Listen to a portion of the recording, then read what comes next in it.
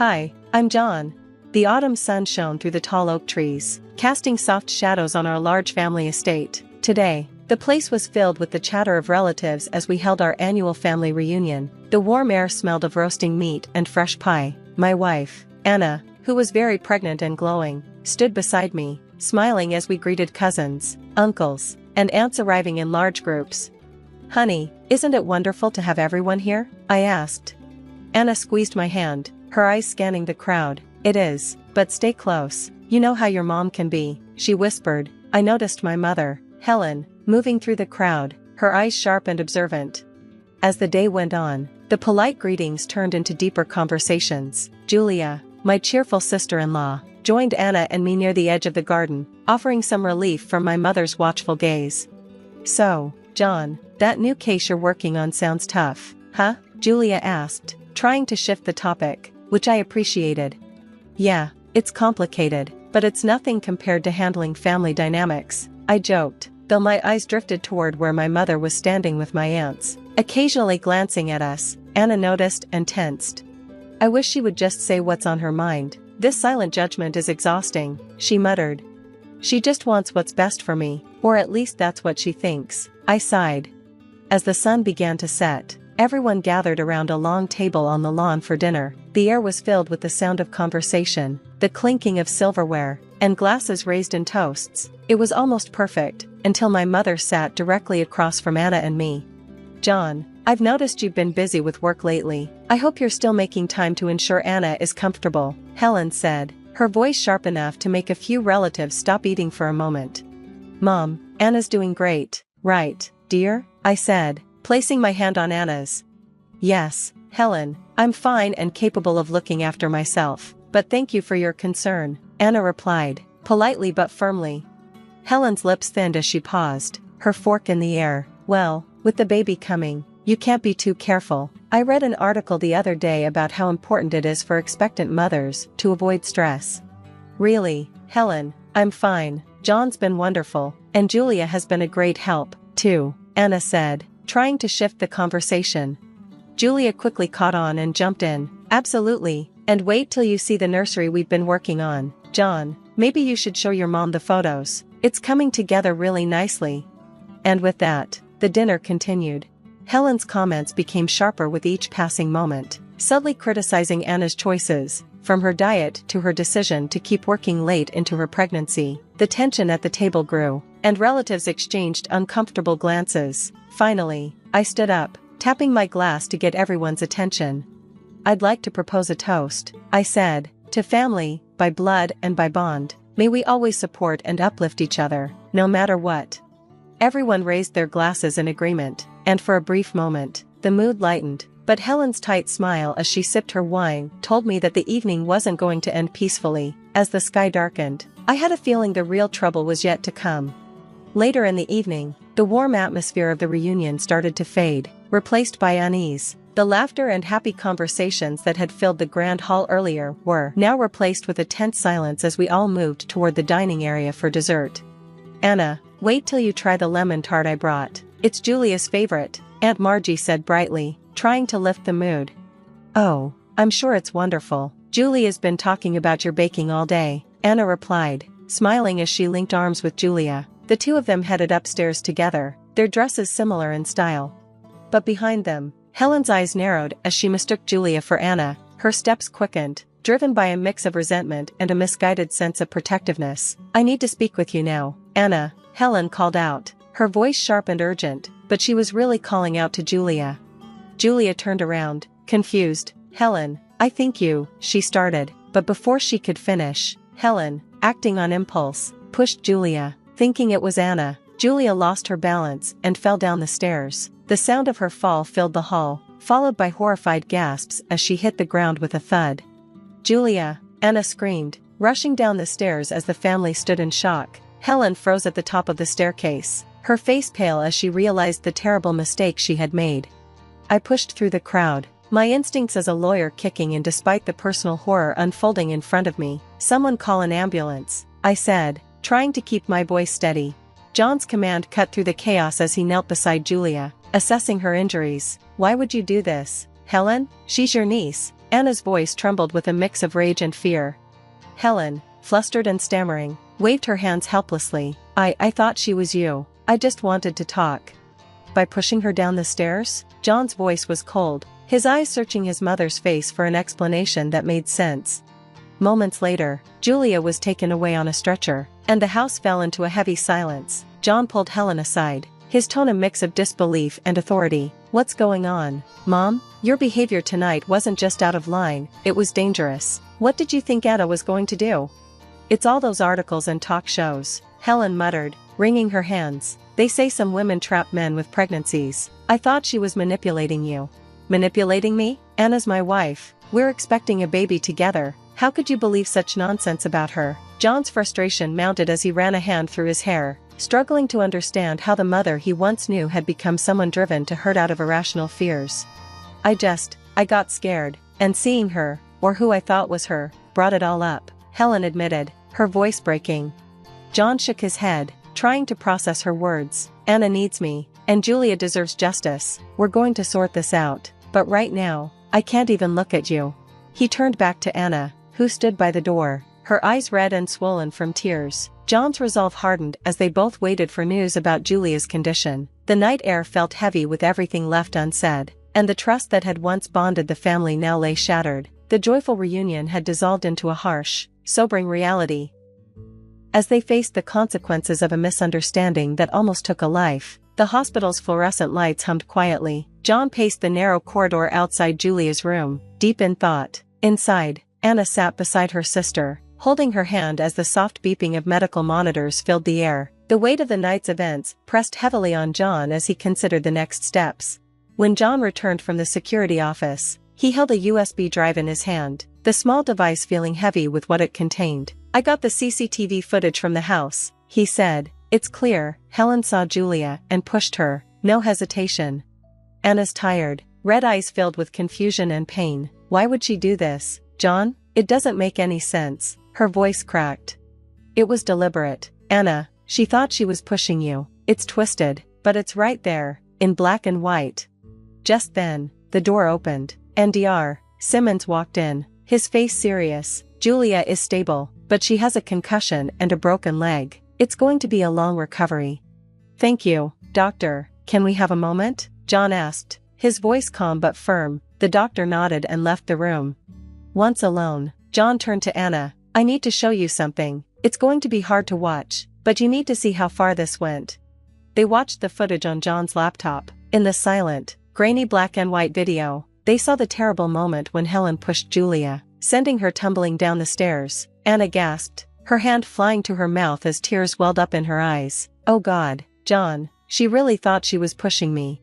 John took a deep breath, his face serious. Anna, I've been thinking, we can't just let this go. Julia deserves justice, and we need to protect you and the baby.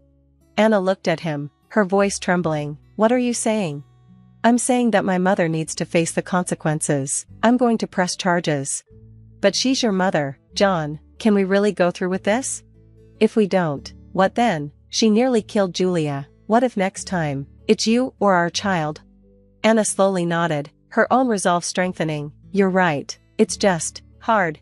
I know, John said softly, but it's necessary, for all of us. John stepped out of the room and made a few calls. He contacted the family attorney, explaining the situation and his intentions. The wheels were set in motion, and there was no turning back. Yes, I understand the consequences, but I can't let this go. She has to be held accountable, John said firmly, determination in his voice. Back in the hospital room, Anna's phone buzzed. It was a text from her brother-in-law, Michael, who had just heard about the incident. Is it true? What happened? Is Julia okay? Anna quickly responded, explaining what had happened and John's decision to press charges.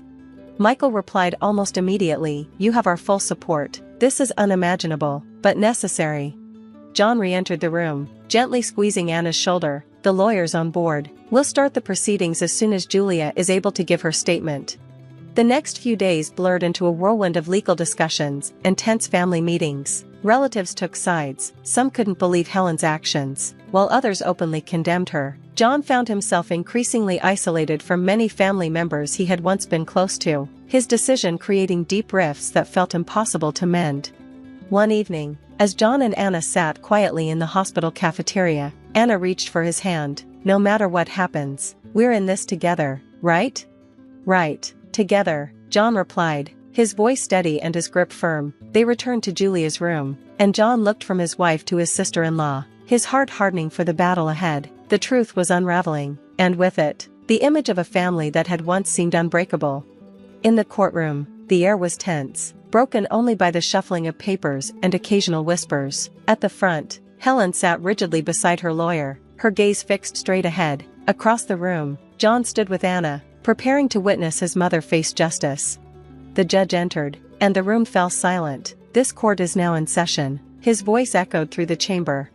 The prosecutor rose, holding a stack of papers, her voice clear and confident. "Ladies and gentlemen of the jury, we are here to address a serious act of violence, one that could have ended in tragedy. We will show that Helen acted not out of confusion, but out of malice, endangering the life of her niece, Julia, whom she mistakenly believed to be her daughter-in-law, Anna." Helen's lawyer then stood, his tone measured and composed. "We acknowledge the gravity of the situation. However, we argue that this was a misunderstanding, fueled by concern, not an intent to harm." Helen's lawyer began. As the trial unfolded, witnesses recounted the events of that fateful night. When Anna took the stand, her voice was steady, but filled with emotion. "I never thought we'd be here, facing such a heartbreaking family rift. Julia was mistaken for me, and it was no accident, it was intentional."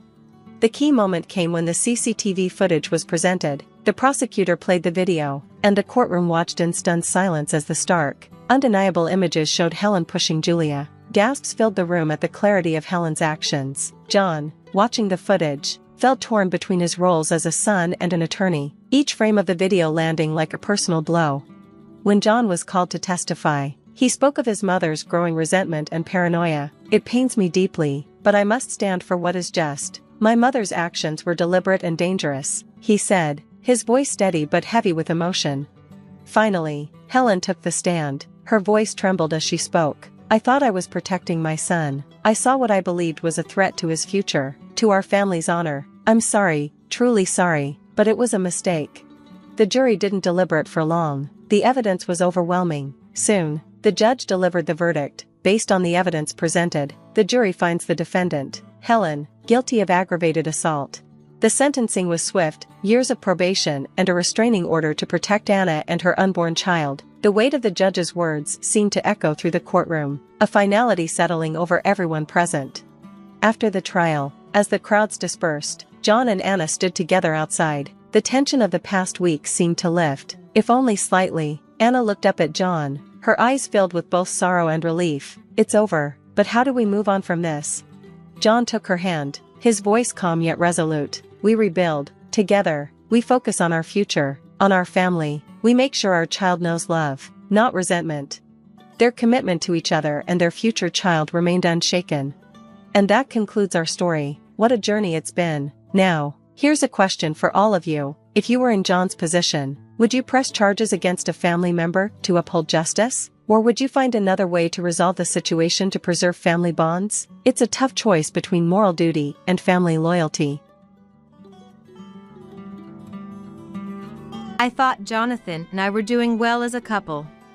At the beginning of our marriage, I believed he was a kind person. However, things started to get weird last year after Jonathan changed jobs and we moved to his hometown. Jonathan suddenly became eager to visit his parents' house. Whenever we had no plans on our day off, "Let's go to my house," he would suggest. Jonathan would say my house instead of my parents' house, which made it seem like his real home was there, and I didn't like that feeling. I hadn't realized he was so attached to his parents' home, and I believed. In fact, when we were moving, Jonathan hinted at wanting to live together with them, but I firmly opposed to it. Currently living at the in-laws are my mother-in-law Caroline and my sister-in-law Diana, just the two of them. My father-in-law had passed away before we got married. Caroline, a craft teacher who runs classes from her home, is quite independent. Always wearing clothes she made herself, commanding a presence. She's well known in the neighborhood, often referred to as teacher by locals. Their house is spacious, almost mansion-like. And as for Diana, she's actually a returnee, having recently divorced and moved back home. It seems she helps out with Caroline's craft classes. Jonathan, who loves his family home, would like to visit every week if possible. I'm begging you, not every week, I pleaded. While Jonathan might find his family home refreshing, I certainly do not. It's just stressful. Although I understand Caroline's profession is being a teacher, her domineering attitude even outside of work is suffocating. It was strange how she insisted on being called teacher by everyone, not just her students. But that's beside the point. The real issue is Caroline's attitude towards me. As a craft instructor, I expected her to be strict, but her fixed ideas about how a wife should be were too much. The first time I visited, I got scolded for not tying up my hair. I don't usually tie my hair up at home, so the scolding came as a surprise. Her first words were, "Are you here as a guest?" Though I was reluctant, I apologized and tied my hair with an elastic band Caroline gave me. Then from there, it was hell. Even though I tied my hair, I was clueless about what to do in my first visit to the in-laws. "Is there anything I can help with?" I asked Caroline. "Can't you do anything without being told?" And she snapped, telling me to think for myself. I'm aware I'm slow and not very proactive, so it's not entirely Caroline's fault. But it's really troubling when I'm told to think for myself when I'm asking because I don't know. So, I tried vacuuming the living room and then, "Are you suggesting our floor is dirty?" she yelled. Then, seeing some dishes in the sink, I thought I'd wash them, but "Don't just barge into someone's kitchen like that. It's rude," she screamed. At this point, I was completely lost. Maybe Caroline just wanted to complain about something.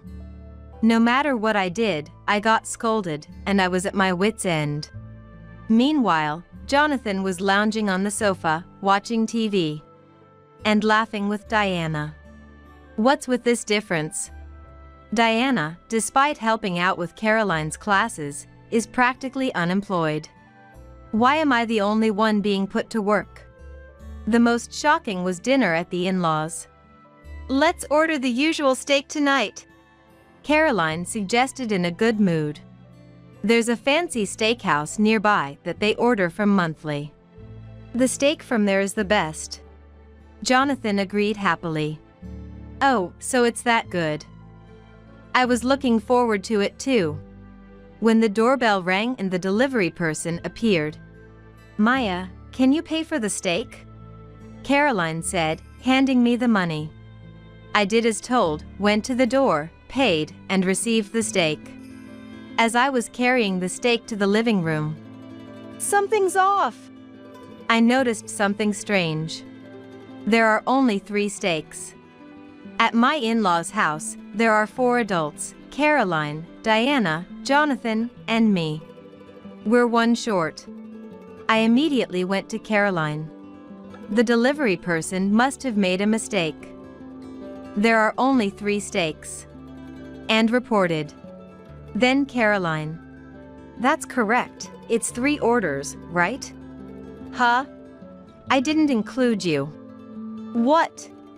You can't even manage household chores properly, so practically you're a stranger, right? You don't deserve to eat our favorite steak," she said with a calm face. I was shocked. Can such a thing really happen? I looked at Jonathan, hoping he would say something to Caroline. But Jonathan seemed unfazed. "It's been a while since we've had steak here, looks delicious," saying with a smile. Ignoring me standing there dumbfounded, the 3 of them quickly set the table with steak, knives, and forks, and poured wine for a toast. They started eating the steak with relish. "What are you doing, Maya?" "Sit down since we're all eating," Caroline said. How am I supposed to sit down when I don't even have anything to eat? Looking at the table, there was a glass of water placed at what seemed to be my spot. I was so shocked and frustrated, I couldn't swallow a thing. When I got home that day, I immediately complained to Jonathan. I don't want to go to your parents' house anymore. Why? Jonathan was surprised, but I was the one who should be. I told Jonathan that all I do at his parents' house is get bossed around. I don't know what to do, and I'm not even allowed to eat steak. Then Jonathan, it must have been because it was your first time, you didn't know how things worked. It's okay, you'll get used to it. You'll be able to eat steak next time, maybe, he said with an eerie smile. I didn't feel a hint of kindness or sincerity from Jonathan. And sure enough, I was invited to another meal, which felt more like a torment session, the next month and the month after. They would always order 3 portions of the usual fancy steak and only give me water. Jonathan is quite nice when it's just the two of us, but in front of Caroline and Diana, he just goes along with them. There's such a thing as too much, right? But I had given up. Such cruel harassment isn't normal, but having it repeated over and over, I might have become numb to it. Then one time, just as the 3 of them finished their steak as usual, Caroline suddenly said to me, Maya, go pay for the steak. Me? I was astonished. Apparently, the delivery person had been busy during the summer and forgot to collect the payment. The owner of the fancy steakhouse said it was okay to pay next time. But Caroline, worried about appearances, didn't like the idea of not paying. So she told me to hurry and pay at the fancy steakhouse. But it's odd to go pay for a steak I didn't even eat. I thought Jonathan or Diana should do it, but both had already drunk alcohol and couldn't drive. Well, drunk or not, it seemed I was going to be the one to go anyway. So, begrudgingly, I drove to the fancy steakhouse as Caroline had said. Little did I know, this would be the beginning of a change in my fate. My first time visiting the family's favorite fancy steakhouse. I was nervous because I heard it was a fancy steakhouse, but as soon as I entered, I was greeted with a cheerful "Welcome" from the owner, which put me at ease. It was close to closing time, so there weren't many customers. I approached the counter a bit nervously. I came to pay the bill, and said in a small voice to the owner. Then, the daughter from the craft teacher's house? Sorry to have you come all the way here to return it, the owner said loudly. Customers at the checkout turned to look, and I felt a bit embarrassed. Anyway, Yes, thank you for always being so kind, I said. Then the owner, how about it? Did you enjoy our steak? He asked with a smile. I froze. What should I do? I've never eaten it. But if I honestly say I've never eaten it, he would be surprised. I thought about just saying it was delicious. But wouldn't it be rude to lie to a professional? I looked down, lost in thought. Then, what's wrong? The owner leaned in to ask. Did I say something wrong? It's okay to be honest with me, I won't get mad. All right, I'll just be honest. I looked up. I'm sorry, but I've actually never eaten your steak here. What? The owner exclaimed in surprise. You've never eaten our steak? Yes. But you've been ordering from us almost every month, haven't you? Yes. But I'm an outsider, so I'm not allowed to eat. What? The owner's face contorted. I'm sorry. I could only think to apologize. And before I knew it, tears were streaming down my face. No, you don't have to apologize for this. The owner hurriedly reassured me, but his kind voice made me feel even more sorrowful, and I ended up crying like a child. Luckily, since the last customer had just left, No one else saw me crying except for the owner and his wife. Caroline always ordered 3 portions of the fancy steak, but the owner had always thought it was for Caroline, Jonathan, and me. That's because he didn't know Diana had moved back in. Of course, because Caroline kept her daughter's return a secret from the neighbors. I wondered why you hadn't come to the restaurant to eat lately, the owner said. Then, to use our steak for harassment, what a terrible person. You've been having a tough time, haven't you? The owner looked at me with concern as he said this, so I told him everything about the harassment I was facing at my in-laws. The owner listened silently with his arms crossed, but I could see his expression growing stern. When I finished, "Leave it to me," the owner said. What does he mean by that? I wondered for a moment. But I was so happy just to have someone listen to me that I didn't ask anything further and thanked him before leaving the store. On my way out, the owner's wife said, "This is leftover, but please have it if you'd like," and even gave me a parting gift. Since moving to Jonathan's hometown, this was the first time I felt the warmth of other people. The gift included a bit of steak. It was incredibly delicious. By the way, I ended up eating the steak in the car. I didn't know what they'd say if I brought it back to my in-laws. When I returned to my in-laws, as expected, Caroline said, "You're quite late. Did you make a detour somewhere?" But I felt so refreshed after venting to the owner that Caroline's snide remarks didn't bother me at all. A month later, we were invited to another meal at the in-laws. As usual, Caroline said, "Let's order steak today," and began to call the fancy steakhouse. However, when making the call, Caroline usually raised her voice an octave and spoke cheerfully, but this time the mood was different.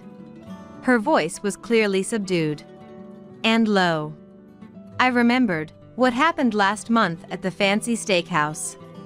The owner, "Leave it to me," had said. Perhaps he was upset about the harassment and refused Caroline's order? But it turned out not to be the case. After hanging up, Caroline said, "It seems the delivery person is off today. They want us to come and eat at the store." Caroline looked perplexed, frowning. Jonathan, "Maybe it's a good idea to go eat there for a change," cheerfully suggested. "But, you know, a lot of neighbors go there," Caroline said. Caroline didn't want the neighbors to see Diana, who had moved back home. But Diana, unconcerned with her parents' feelings, "Let's go, I want to eat at the fancy steakhouse," was all for it. In the end, the 3 of them decided to go eat at the steakhouse, using a private room on the 2nd floor. Of course, I was left out. "Maya, could you take care of the driving?" Ordered by Caroline, I put the 3 of them in the car and headed to the fancy steakhouse. Upon arriving at the steakhouse parking lot, Caroline began to look around worriedly. Then, pushing Diana's back as if to hurry her along, they entered the restaurant. Caroline probably intended to sneak up to a private room on the 2nd floor without being seen by other customers. It seemed somewhat absurd to me that they were so concerned about being seen just to eat steak. Although Caroline told me to pick them up after they finished eating, coming back again seemed like a hassle, so I decided to wait in the car until they were done. Within 10 minutes, someone tapped on the driver's window. Looking outside, I saw Jonathan standing there. Too soon, could they have already finished eating? Jonathan gestured. "Get out of the car." When I opened the door, Jonathan muttered in an annoyed tone, "The owner told me to bring my wife." "Here it comes." I was all excited inside. Not even sure what I was expecting, but feeling like something big was about to happen. As Jonathan led me inside, the place was nearly full, maybe because it was a weekend night. Then, Maya witnessed a surprising scene. Near the entrance at the counter, Caroline and Diana were sitting. Both were hunched over and shrinking. It seemed they hadn't been allowed into the private room upstairs. Surrounded by many customers. In front of Caroline stood the owner, arms crossed. In the midst of publicly scolding them. How dare someone who doesn't let their daughter-in-law eat steak call themselves a teacher? Aren't you ashamed? As the owner yelled, the surrounding customers nodded in agreement, saying exactly. I'm sorry. Caroline's face turned red, and she looked like she was about to cry. I later learned that most of the customers that day were acquaintances of Caroline, including students and associates from her sewing class. The owner's scolding exposed Caroline's harassment and the fact that she was hiding Diana's return. Noticing my arrival, the owner waved me over and had me sit at the counter. In front of me was placed a fancy steak. The owner stressed to Caroline, "You're not going to refuse to let your daughter-in-law eat today, right, teacher?" Caroline hastily denied. "Maya, please eat," making a strained face as she told me. After thanking the owner, I turned to Caroline. "Thank you for the meal, Caroline," who was looking down next to me, and said with a broad smile. The steak the owner cooked was incredibly delicious. From that day on, Caroline's reputation in the neighborhood plummeted. Once a proud teacher, Caroline was now known as an old person who was a vain bully. Naturally, people quickly distanced themselves from Caroline, and her sewing class students significantly decreased. Soon after, Jonathan and I divorced. Though the compensation from the divorce was modest, it was something. Jonathan seemed surprised that I was considering divorce. "I just went along with Mom because I had to," he pleaded tearfully, but it was too late.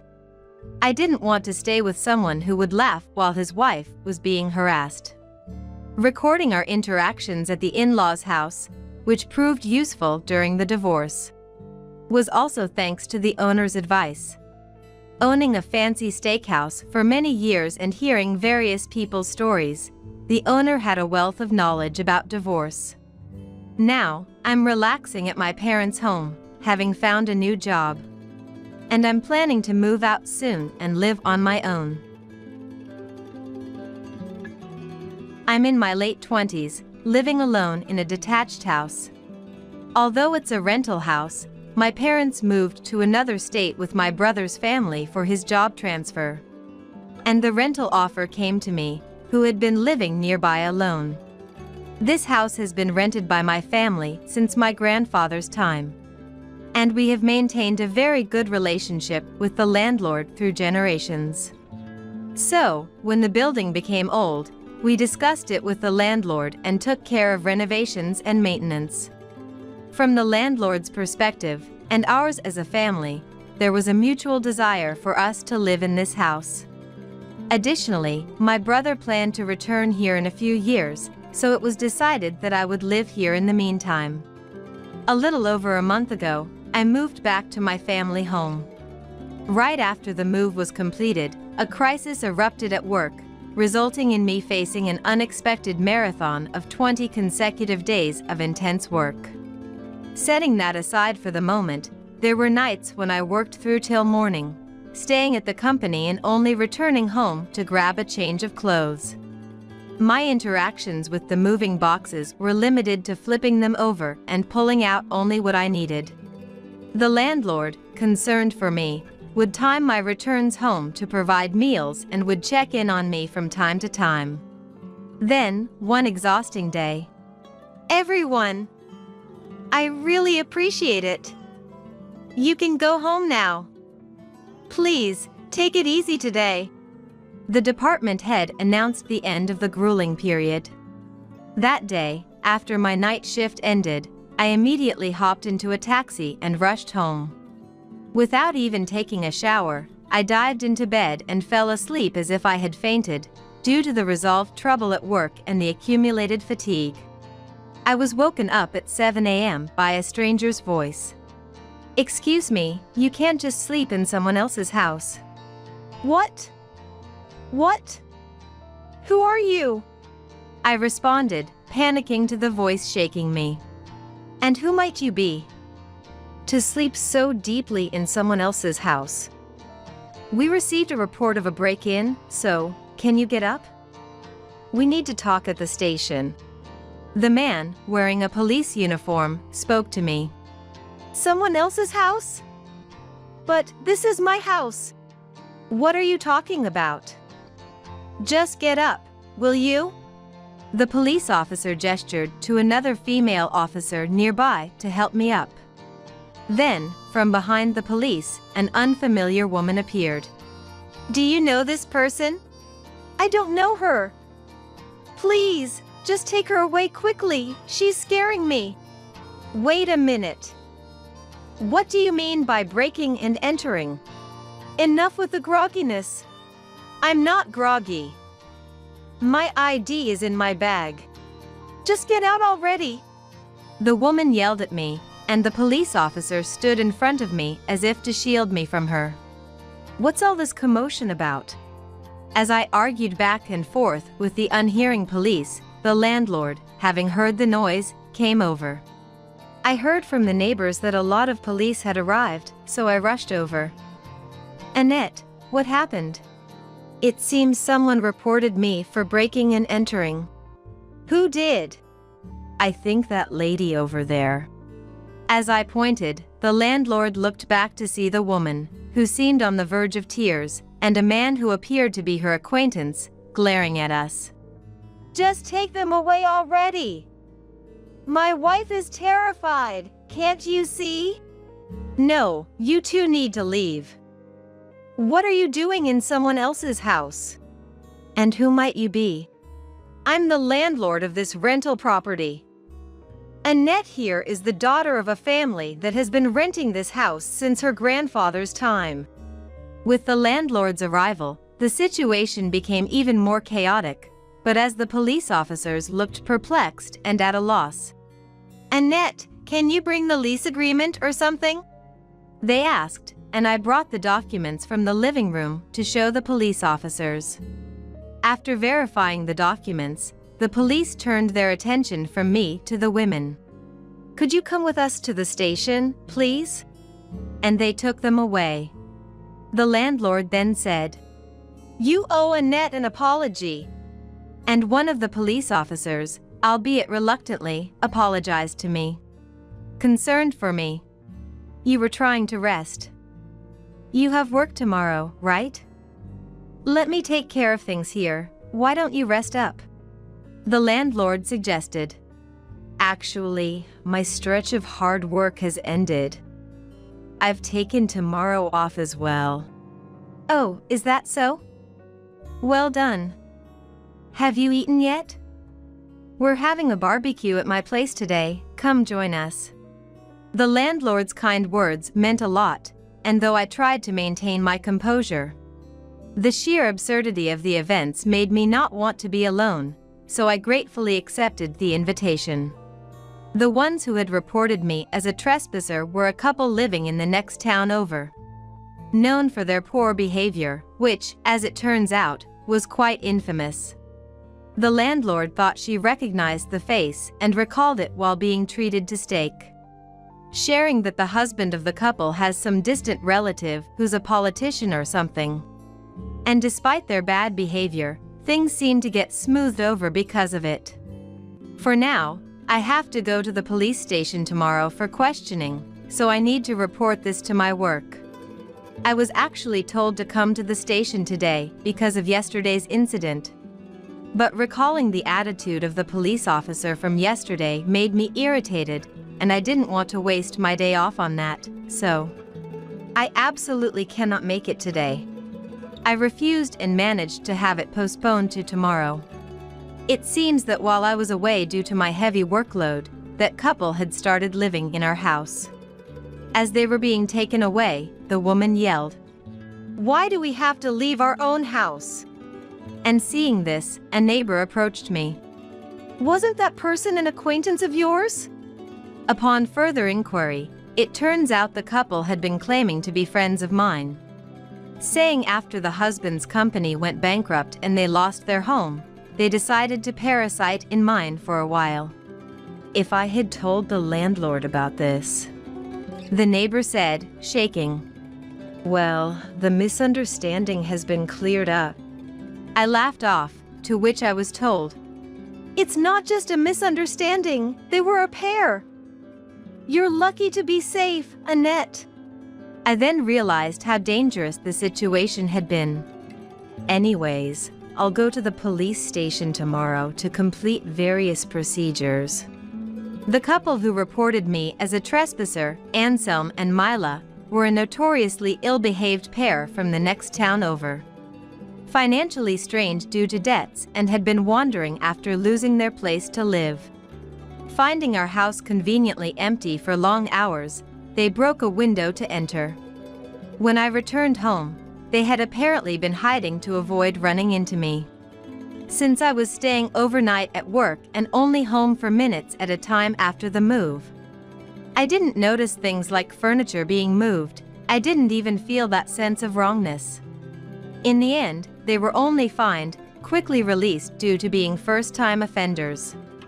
Probably the distant relative who's a politician played a part in this. I was quite worried. They might come after me, bearing a grudge. Although the neighbors were aware of the incident and it prevented them from attacking our house. About a month and a half after the incident, the couple showed up at my workplace. There's someone named Annette here, right? Bring her out now. Anselm entered the company, shouting loudly, with Mila standing beside him, smirking creepily. The moment I heard his voice, the day's events flashed back, making me tremble and instinctively hide under my desk. Seeing my reaction, my boss approached Anselm. Excuse me, who are you? I was usurped of my home by that woman, Annette. After all the trouble we've been through, she needs to take responsibility. Annette is currently out. I will pass on your visit to her. Call her back now. I'm afraid that's not possible. Please leave for today and set an official appointment to come back. What, you think this is a joke? How dare you waste our precious time? If you continue to cause a disturbance, we will call the police. Go ahead, call them. While my boss remained calm, Anselm retorted vehemently, leading to Anselm and Mila being led to the reception room and watched over by a male employee, while I was moved to another room to give a statement to my boss. Since I had taken the day off to go to the police station, where I had already mentioned this issue. I can't believe that happened to you, was the general reaction, offering me words of consolation. As we were dealing with this, the police arrived, someone having called them. Do you know who my relatives are? Anselm provoked the arriving officers by saying so. It doesn't matter who your relatives are. Let's go. What? Are you kidding me? You think you can get away with this? Do you even understand what you're doing? Wait a minute. We were lied to and our house was taken over by an employee here named Annette, right? If anyone should be caught, it's her. These individuals previously trespassed into the home of one of our employees, Annette, and were arrested.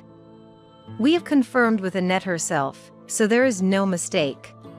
Just as I thought, Annette is here, isn't she? Bring her out. As I mentioned before, I was in another room, but since the company isn't that large, I could clearly hear Anselm and Mila raising their voices in excitement. And I could faintly hear the voices of my boss and the police officers. I was about to come out so as not to cause any trouble, but boss told you to stay here, and if Annette comes out, it might excite them more and cause trouble, so just stay put. A colleague advised me, so I stayed back. Then the two were taken away again, and a police officer came to the room I was waiting in. I've heard a brief explanation from your boss, but The police from before were from the area where my home is, but this time it was from the area where my company is located. And it seemed they were unaware of Anselm's distant relative who is a politician. I had the police come over before, but they didn't handle it very well. That's unfortunate. We will conduct a thorough investigation and take appropriate action. There are a few points I'm concerned about. I began and shared certain details. Thank you for your cooperation. After listening to my points, the officer apologized deeply and left. The point of concern I mentioned included, firstly, how conveniently they found a house that was vacant for long hours, as indicated earlier. In fact, in the area where I live, there had been frequent incidents recently, such as plant pots in gardens being broken or flyers from businesses asking to buy unwanted items being stuck to fences. And there was a flyer near my door that I didn't know when it had been placed. Putting it all together, it becomes clear why Anselm and his partner chose my home. It seems they were observing how quickly the plant pots in the front yard were cleaned up or how fast flyers stuck at the entrance were removed. Another point was that the two had entered through a window next to the back door of my house, which had been broken. The broken window glass had duct tape on it, and the break was near the lock. Breaking the glass with duct tape applied doesn't make noise when it breaks. I remembered this method from a TV show, and I realized it was the work of someone experienced. Just don't misuse this information, okay? Later, it was discovered that Anselm and Mila had been committing burglaries in the neighboring town and had been getting off lightly or not being charged at all, thanks to police officers who were acquaintances of the politician. However, the police this time acted without regard to the politician and properly prosecuted them, resulting in Anselm and Mila being sentenced to prison for trespassing, theft, and property damage. This included cases that were uncovered after I encouraged neighbors who noticed the damage to report to the police. There were also many other crimes they were found guilty of. Of course, the police officers who had overlooked Anselm and Mila's actions were also investigated and punished. As for the politician, he came to apologize to me in person.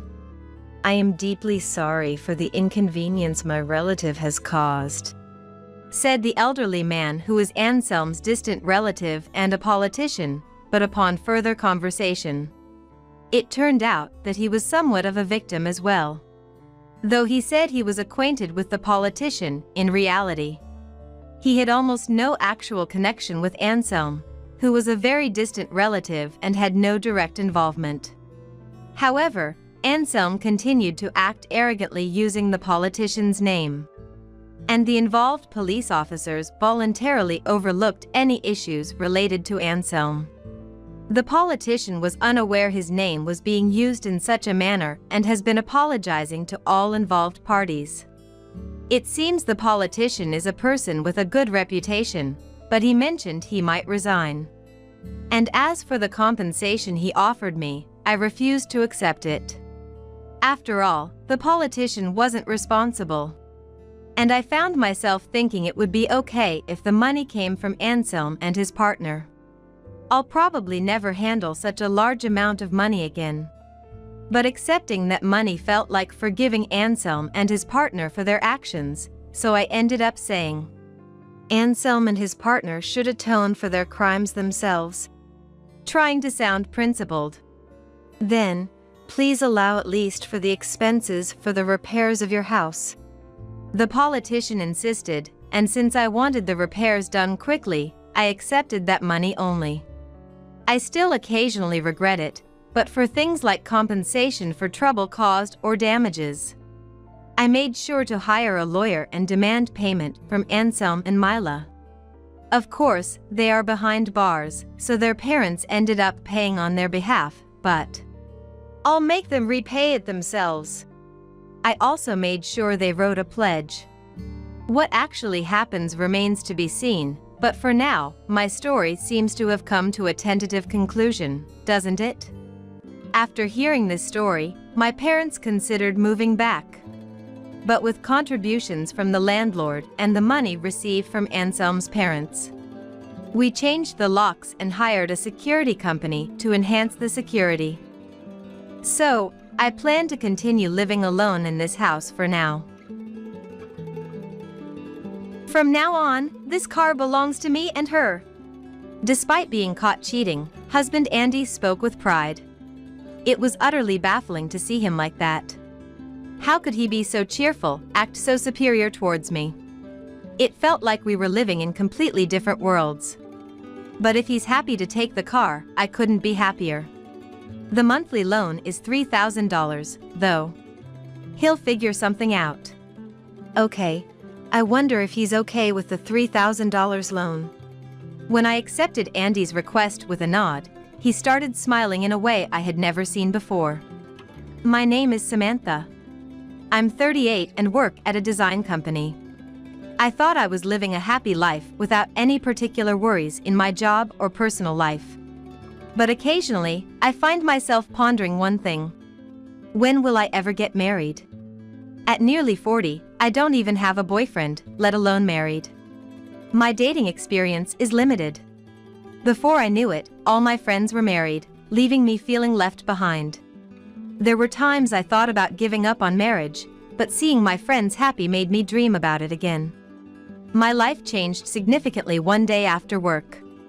Feeling good, I decided to go for a drink alone at a pub.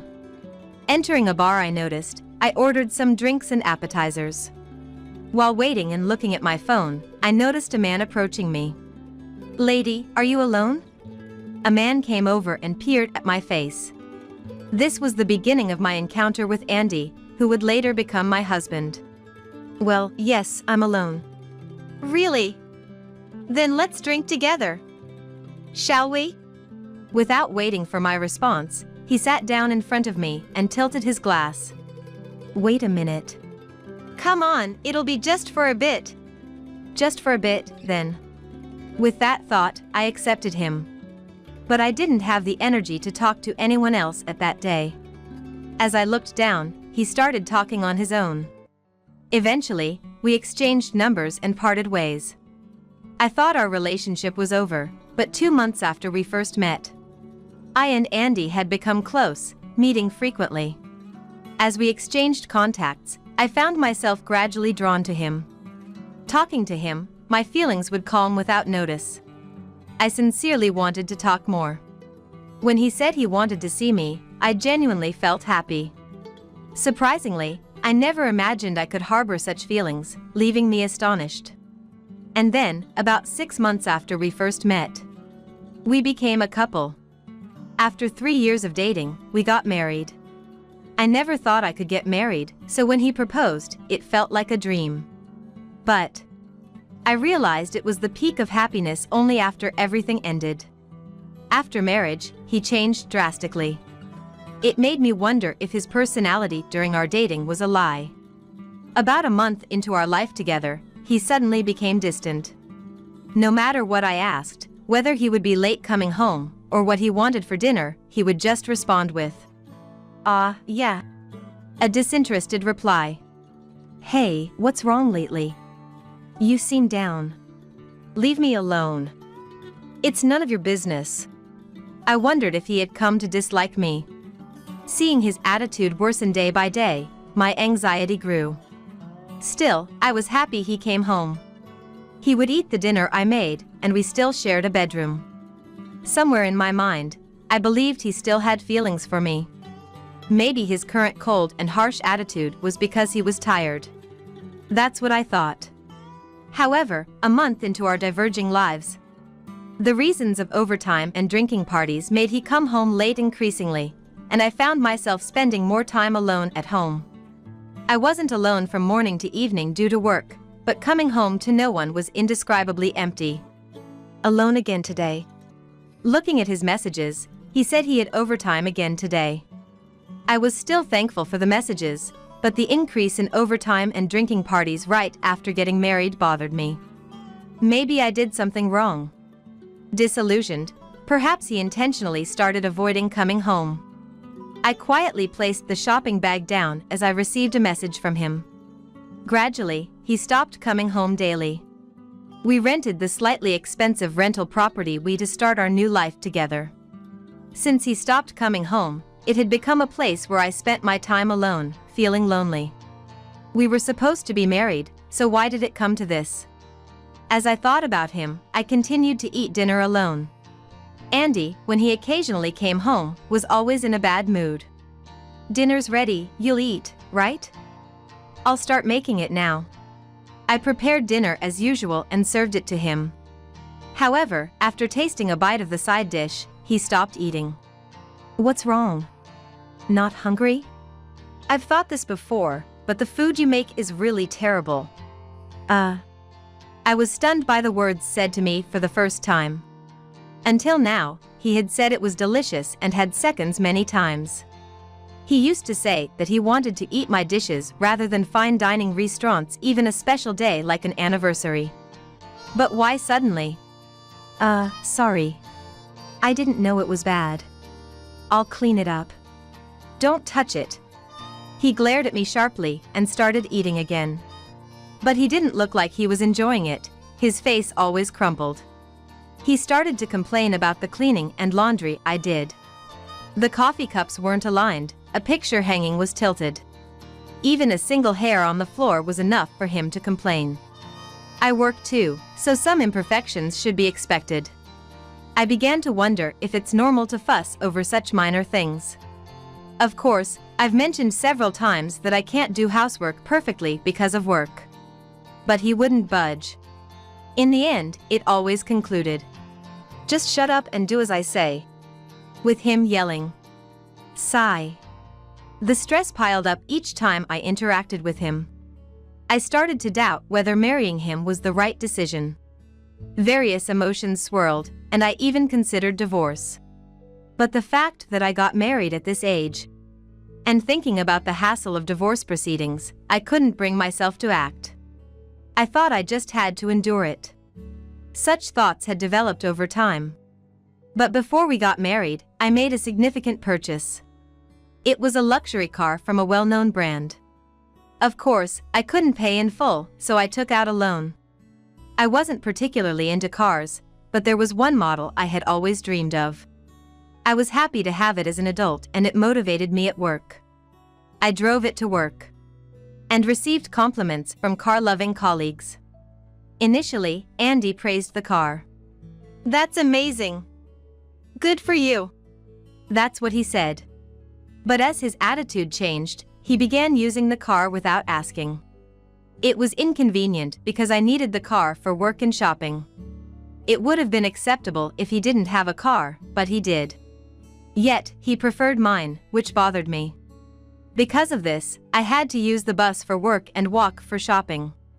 I've addressed this issue with him. "Hey, could you stop using my car without asking? I need it too." "Come on, it doesn't matter." "It does matter to me." "Well, I don't care about you. You're managing with the bus, right? That's fine. I have reasons to use a car. Don't butt in. Even though you have your own car? Your car is better.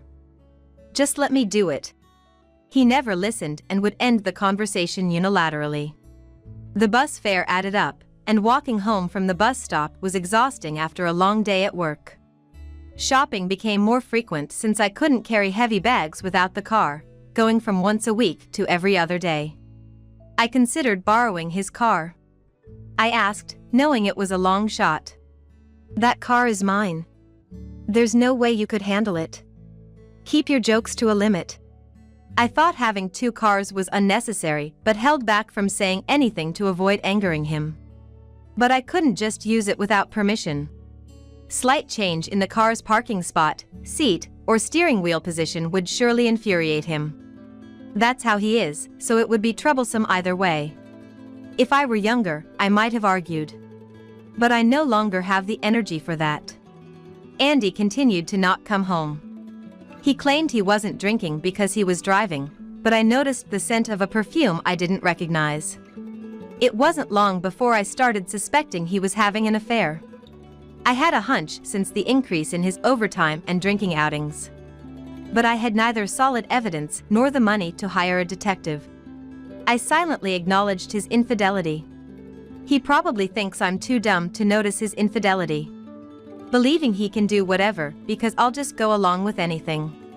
That must be what he's thinking. The marriage I had imagined was far too different from reality. I dreamed of a warmer, kinder relationship where we cared for each other, going on little trips on weekends, enjoying tourist spots. I dreamed of such a family. I thought I could achieve that with Andy, but it was impossible. It feels like this will be my life forever. I sighed and began preparing dinner for one. But then, one day, something happened that changed everything. It was on a day I came home late from overtime. I usually let Andy know when I'll be working late.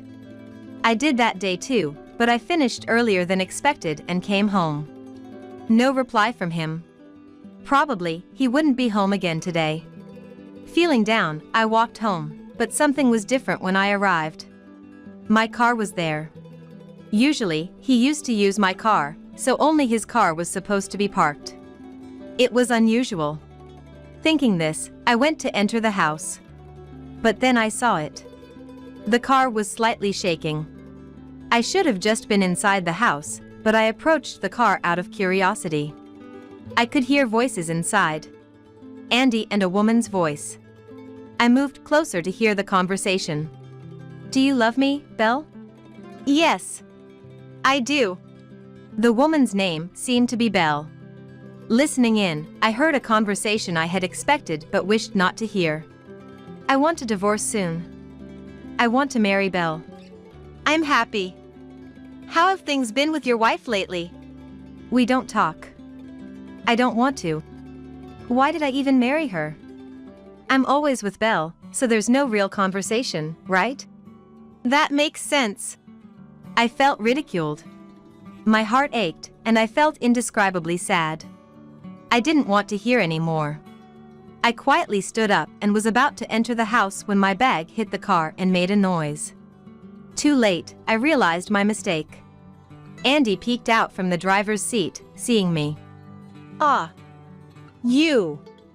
Why are you here? Well, You let your wife hear this. This is the worst. Andy got out and confronted me. You said you had overtime today, right? Why are you back so early? Overtime means later, right? Did you lie to me? I didn't lie. I really had overtime. But it seems like, whenever I say I have overtime, you do this? I hoped he would falter at my accusation, but having been caught with Belle, he seemed resigned. Yeah. So what? Is it so bad? It is bad. We're married, you know. What you're doing is cheating. And, how dare you use my car to see another woman? So what? I'm using it now. Andy showed no remorse. Then he said something astonishing. This car is now ours. I was speechless. My saying my car probably prompted his bold statement. But then, something inside me broke. I'd gladly hand over the car, including its loan. Okay, the loan is $3,000 a month though, hope that's okay. I was paying a $3,000 monthly loan. It was a bit of a stretch, but I thought I could manage with my current income. Paying the loan for the car which he was using seemed absurd. But you'll have to pay the loan. What?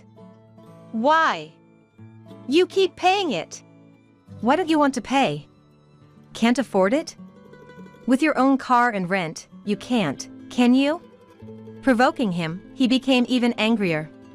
What do you mean I can't afford it? Fine, I'll pay. He was probably underestimating the amount because I had been paying it. Later, I transferred the loan and ownership of the car to Andy. During the loan process, I was handed a document detailing the loan by the agent, but there was no particular surprise at the amount mentioned. Whether Andy could really afford the $3,000 or had not thoroughly reviewed the document was unclear. He seemed solely focused on finishing the procedure quickly. After the procedure was completed, the process moved on to divorce. This time, due to infidelity, I hired the lawyer and chose a collaborative divorce. I told the lawyer about submitting the dashcam footage from the day the affair was discovered, seeking divorce and compensation. The lawyer gladly took on the case, and after weeks of preparation, the day to settle things with Andy finally arrived. Andy was visibly angry, and Belle was sitting next to him, looking defiant. Despite being told multiple times that hiring a lawyer was overkill, I couldn't disagree more. As the discussion progressed, it was revealed how they met and who Belle was in the first place. Apparently, she is the daughter of an executive at the company where Andy works. She also worked in the same company, same department, and they were acquainted. Of course, Andy knew she was the executive's daughter when they became involved. While he was at fault for initiating, she, knowing he was married and still engaging, was also to blame. I demanded a divorce and compensation from Andy. He said, perhaps out of stubbornness. Compensation. Divorce. Do as you like.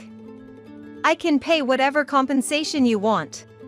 However, Belle seemed desperate not to have Andy pay the compensation. If you pays the compensation, it'll reduce the money I can spend. What a way of thinking.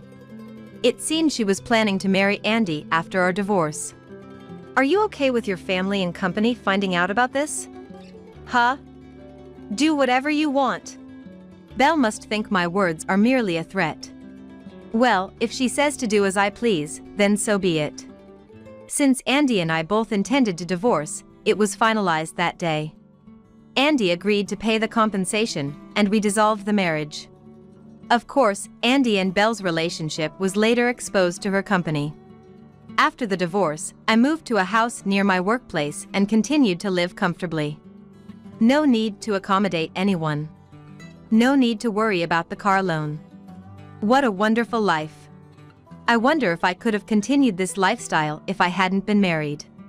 I must admit, I've regretted it at times. Perhaps because I now have more financial freedom, coworkers have mentioned that I look healthier. I plan to live quietly on my own, with the compensation and my income. I won't marry again. From now on, I will live a life of my own. That's what I've decided. However, about 3 months after the divorce, suddenly, I received a call from Andy. What could he possibly want now? Though I found it annoying, I answered the phone. Hello, yes? Hey! It's not hello. What's going on? What's this about a red envelope? A red envelope?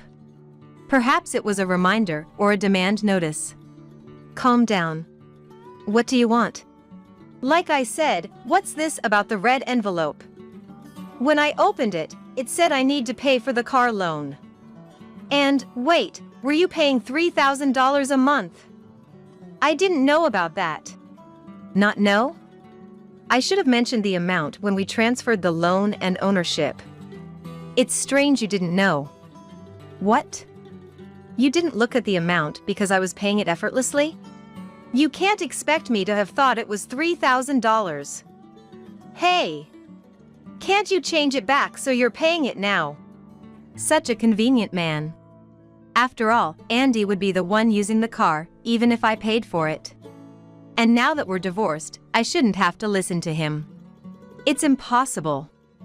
Remember, you were the one who started saying the car was yours in the first place?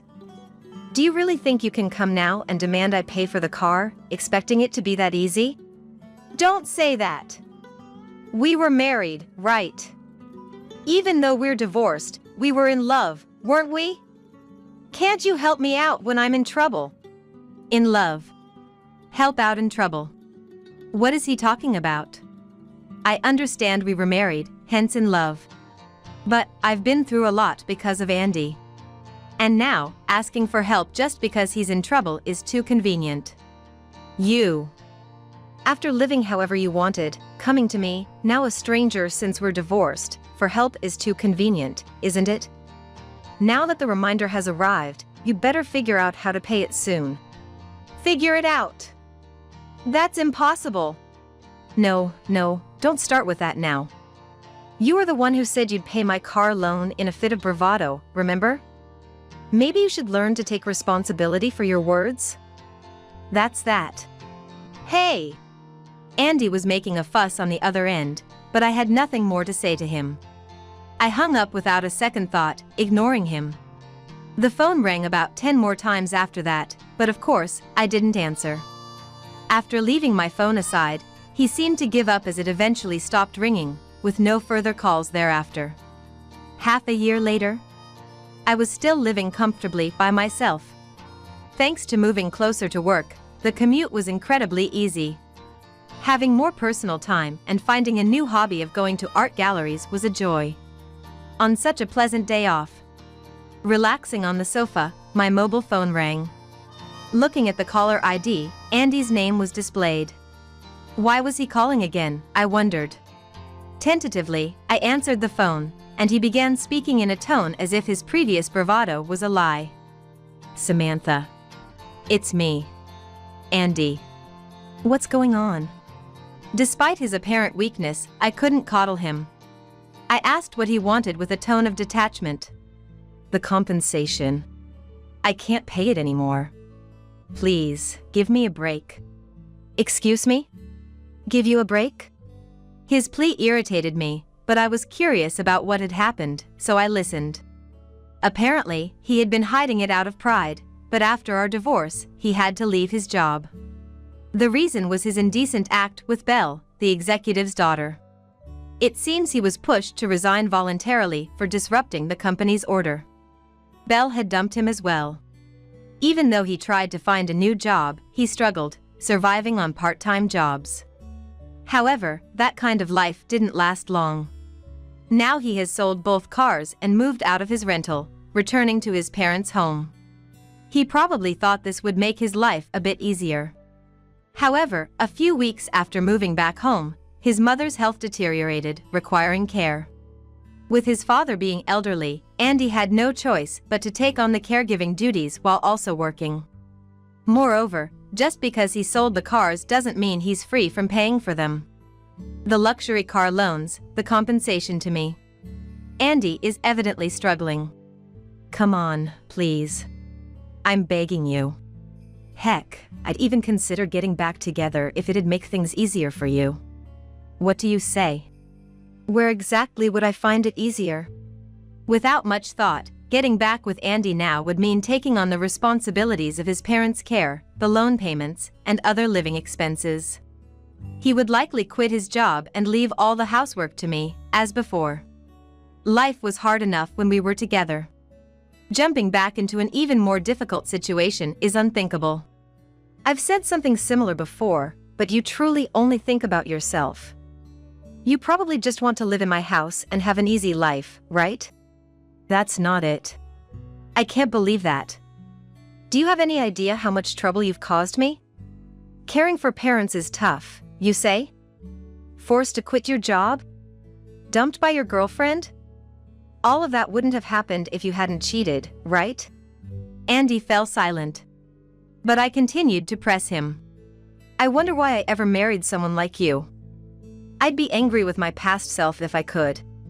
Don't marry Andy, you won't be happy, and you're still talking about getting back together? That's a bit crazy. If you were truly remorseful, such words wouldn't come to you. So, I expect you to continue paying the compensation. That's... Please. Begging someone you once looked down on must be humiliating. No matter how much you beg, I won't listen. So, don't contact me ever again. Hey! Samantha! I hung up the phone. After that, Andy seemed to have given up, as I received no further contact from him. No messages, nothing. The desperation was clear from that call, but listening to his condescending tone, I wondered if he still thought he wasn't at fault, pondering why this was happening to him. Well, the compensation has continued to be deposited after that last call, so he must be managing somehow. Half a year after Andy's last attempt to contact me, I continue to live a comfortable life on my own. I've kept up with my new hobby of visiting art museums. My room is now filled with art books and postcards purchased from museum shops. Lately, I've been thinking about visiting art museums abroad. There's a lot I ponder about married life, and even if I were to be reborn, I doubt I'd want to marry. Honestly, I see no good in getting married. For now, I'm just thankful for this comfortable life I can enjoy on my own.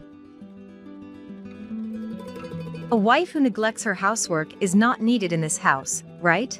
Such a useless woman does not deserve to be my son's wife. Leave this house! Chloe, my mother-in-law, said this to me, and with a smile, I replied, "Understood." I left the house and went back to my parents' home. Probably Chloe will storm into my parents' home. I don't know what will happen to me from now on. I am Sophia, a 25-year-old housewife. I married Timothy last year and have been living a smooth life. Except for one thing, Chloe's presence makes our newlywed life less peaceful. Chloe is a son-obsessed, clingy mother. Especially since Timothy is an only child. We live at a medium distance and meet only a few times a year. Whenever I see Chloe, she annoyingly checks whether I am taking good care of Timothy. Last time we met, "You're taking care of Timothy properly, right? Listen, Timothy loves meat and hates fish. You remember that, right? I remember you said during our first meeting that your favorite dish to cook is fish stew. If you're serving Timothy the same thing, I won't let it slide," she said. Chloe seems desperate to make sure I am doing my household duties and making meals that Timothy enjoys. Timothy loves the fish stew I make, and we have never had any trouble with meals.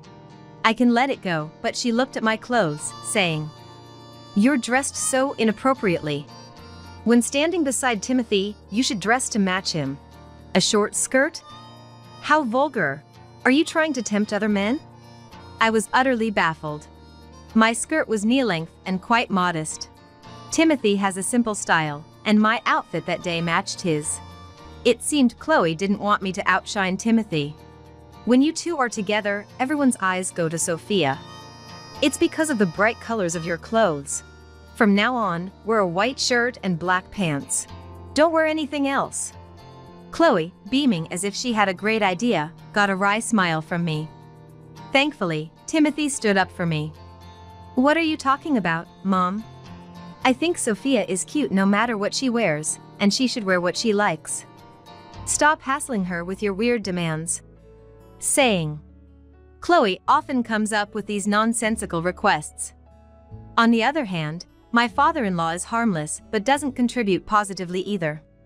He always seems preoccupied, either reading the newspaper or watching news on TV, never joining in our conversations. He turned a blind eye to whatever Chloe said to me, right in front of him. I've tried to talk to him several times since getting married. But because he shows no interest in chatting, the conversation dies down quickly.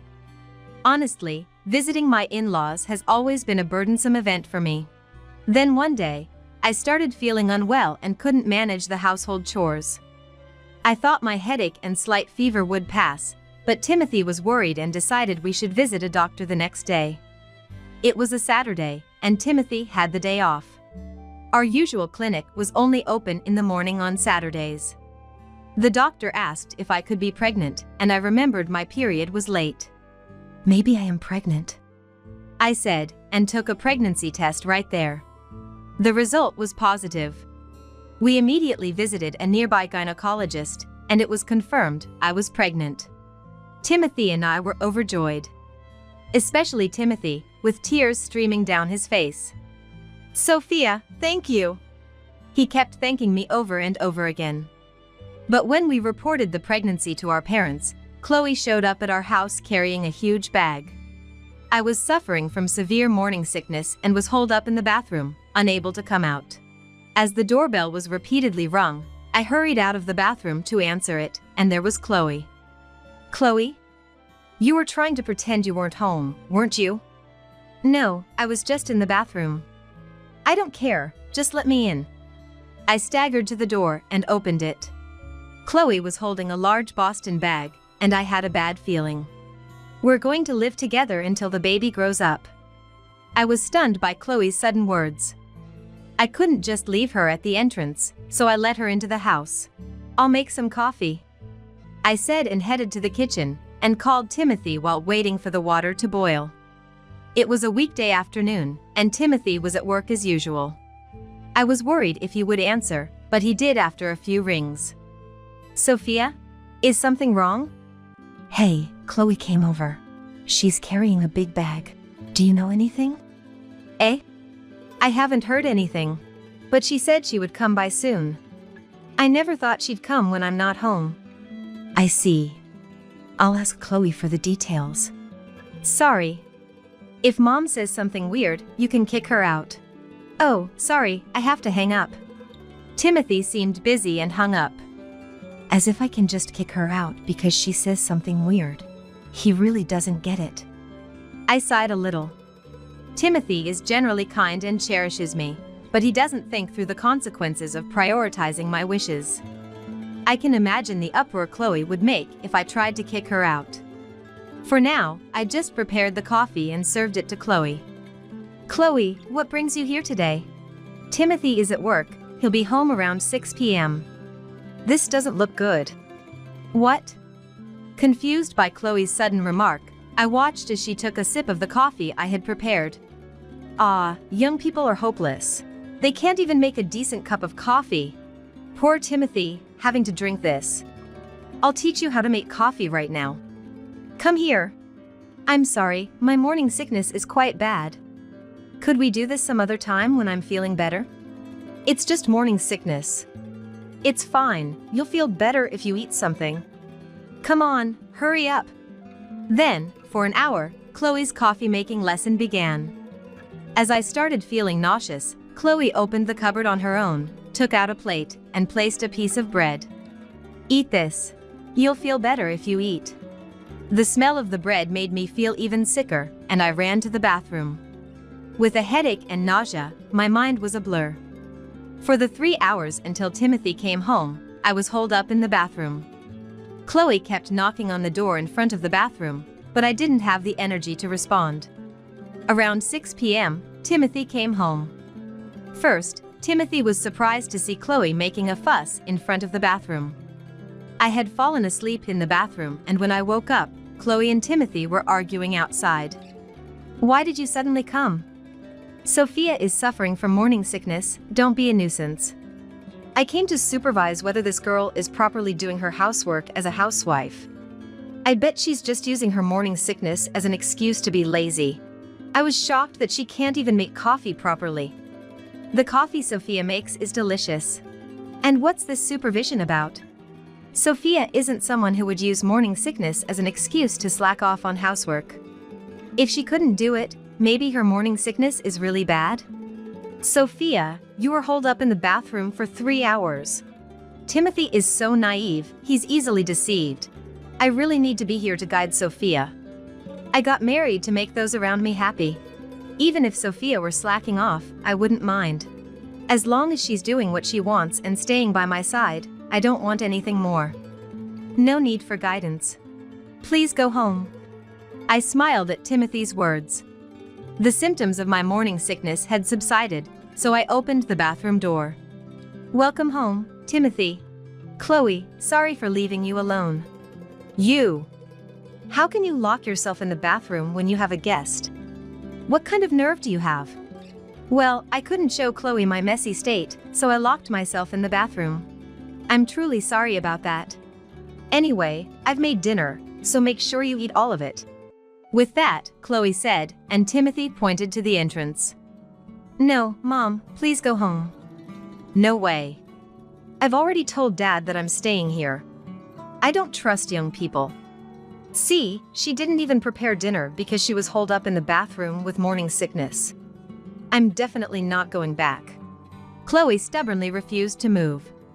Forcing her out would not satisfy Chloe, so I decided to allow her to stay. Then, maybe you can stay for a while. But I knew Timothy was worried about me, but kicking her out now would only create more trouble later. I smiled at Timothy to reassure him. It's okay. After that, Chloe tried to force me to eat chicken. Lately, I've been mainly eating vegetables and fruits. With severe morning sickness, even the sight of fried food, let alone bread, made me feel sick. Chloe complained about this too, but Timothy was completely on my side, which was a great help. The next day, worried about leaving me alone with Chloe. Call me if anything happens. It's okay to lock yourself in the bathroom, Timothy said to me before going to work. As expected, Chloe complained about everything I did. If I cleaned, she complained I was too slow. If I did laundry, she said I should care more for Timothy's clothes than mine. Each time, "All right," I just responded. When morning sickness hit and I rushed to the bathroom, Chloe would knock on the door. When I came out, "Keep bathroom visits under 5 minutes," she said. Chloe did nothing but complain, while I struggled with housework in the midst of severe morning sickness. I knew this would happen when I allowed Chloe to stay, but honestly, I wanted her to go back to the in-laws' house soon. I did as much as Chloe said as I could without overexerting myself.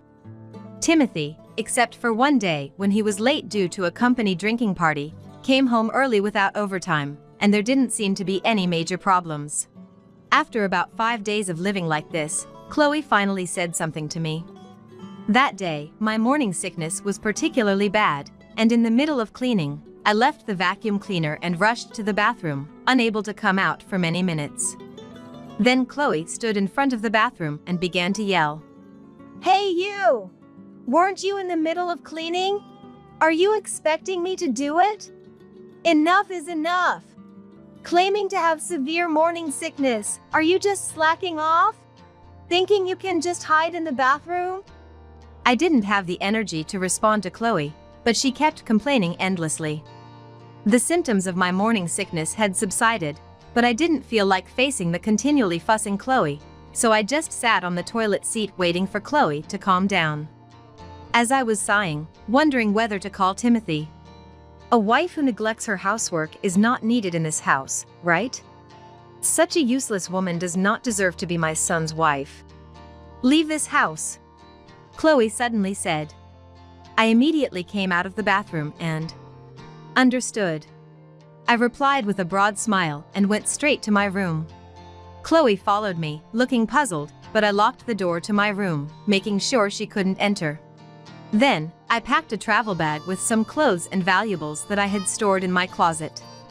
Knowing Chloe would try to stop me if I left now, I waited until she left the front of my room. Chloe kept knocking on my room's door, but after waiting for about 2 hours, she finally left. I heard a door close in the distance, probably her going to the bathroom. I grabbed my bag and immediately left the house, getting a taxi to my parents' home. When I arrived at my parents' house, my mom, who was a housewife and at home, was very surprised. My dad wasn't at work, so I explained the situation to my mom first. I understand that Chloe loves her son and doesn't think highly of me. But still, it's annoying to be complained at up close. My mom didn't get particularly angry, but just gave a wry smile. Well, mother-in-law and daughter-in-law conflict is common everywhere. It might be good for you to stay home for a while. Chloe seems like she can look after Timothy. You think so? Aren't you going to get mad about what she's doing to your daughter?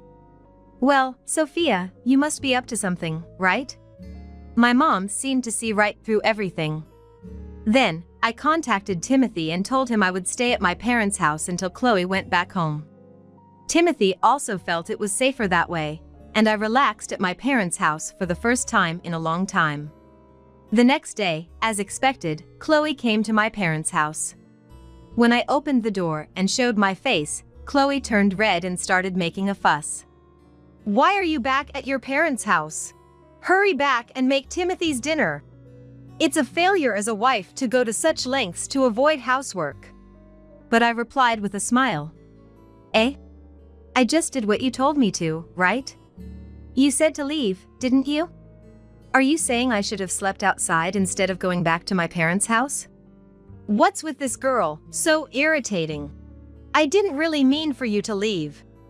I'm just saying you should do your housework properly. I was doing my housework as you told me to. I don't understand why I have to do it quickly, but the quality of my housework doesn't change just because I went to the bathroom in the middle." Then Chloe's eyes narrowed in anger. "Don't talk nonsense. When I was pregnant, I didn't go to the bathroom so much. Eating makes the nausea go away. Despite that, you don't listen." Then, from behind me, Mom came. With a troubled look, Mom gently spoke to Chloe. Chloe, you had a different symptom, didn't you? My daughter has different symptoms. She's a different person, so it's natural for her morning sickness symptoms to be different. Please don't assume she's the same just because you experienced it. What are you saying? Children should listen to their parents.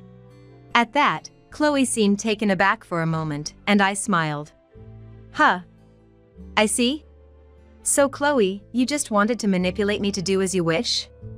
No one will act exactly as you want them to. That includes Stephen as well. Confused by my words, Chloe tilted her head. Stephen? Your husband. You're so busy meddling in your son's household that you've completely forgotten about your own. Perhaps it's time you return to your own home? Then Chloe started making a phone call. Probably to her husband's number. But the call didn't connect, it seemed like she was blocked, and in a panic, Chloe rushed back home. Later, I heard from Timothy that when Chloe returned to the in-laws' house, there was only a divorce application stamped by her husband and a note with a single line on the table. The note apparently said that he would take all the retirement pay as the distribution of property, and everything else would be left to her. Chloe tried contacting her husband at his workplace, but he had already retired, and his whereabouts became unknown. But in reality, he hasn't retired from his job yet. He was staying for a month for handover and had asked the company to tell Chloe that he had retired if she called. Actually, Timothy and I knew where he was. He was staying in a business hotel and planning to live with a relative in a distant region after retirement. We were supposed to inform him when Chloe filed for divorce, and he said he wanted to start a new life then. About a week ago, when Chloe came to my house and it got late, I called him. Chloe is at our house. Are you okay, Stephen? Aren't you lonely by yourself? When I asked him kindly, Raphael, who usually hardly spoke, opened up about his true feelings. Maybe because it was over the phone and not face-to-face, he could speak without stress. Sophia, you're the only one who worries about someone like me. My wife has always treated me like an ATM, never as a husband. When Timothy was young, if I tried to play with him, she'd say, "Don't touch him, you're dirty, stay away." Maybe that's why Timothy became unsure how to interact with me. I've always been timid and lived a rather dull life under my wife's thumb. You're right, I've always been lonely. At that moment, I thought I could use Raphael to drive Chloe away. There would still be interactions with Chloe in the future. If I forced her out now, I could be endlessly complained at.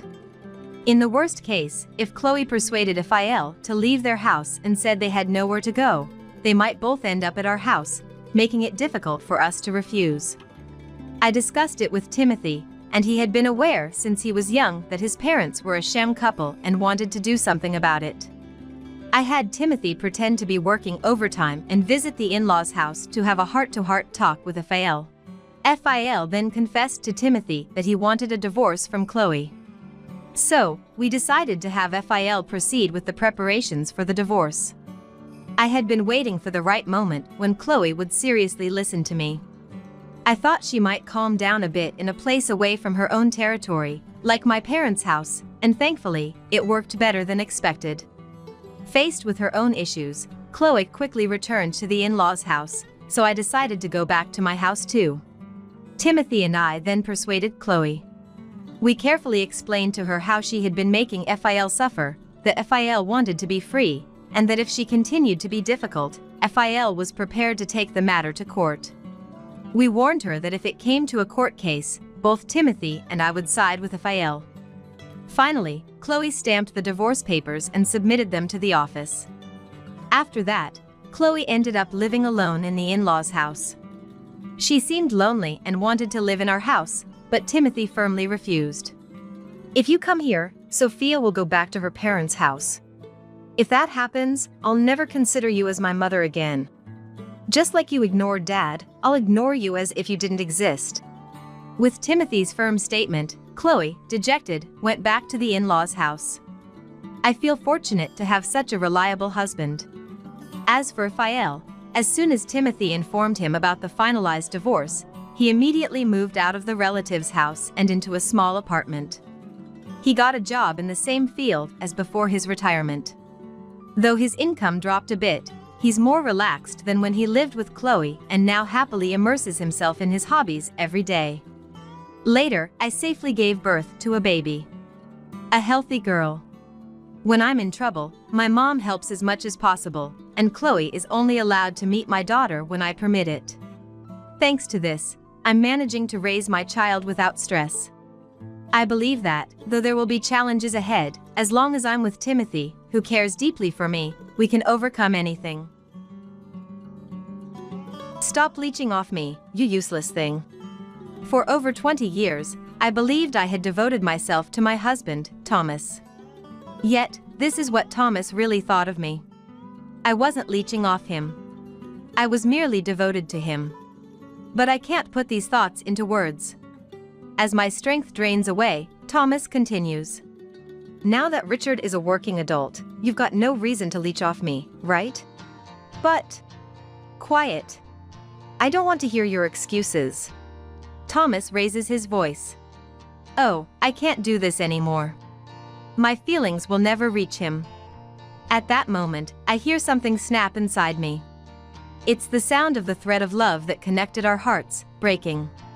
At the same time, my feelings for him begin to fade. We were husband and wife until just now, but now he feels like a stranger. He had been using me from the start. He never loved me. Otherwise, he wouldn't blatantly cheat and try to kick me out. I don't care what happens to such a man. No, I must bring him down thoroughly. With my mind made up, I lift my face and stare intently at him.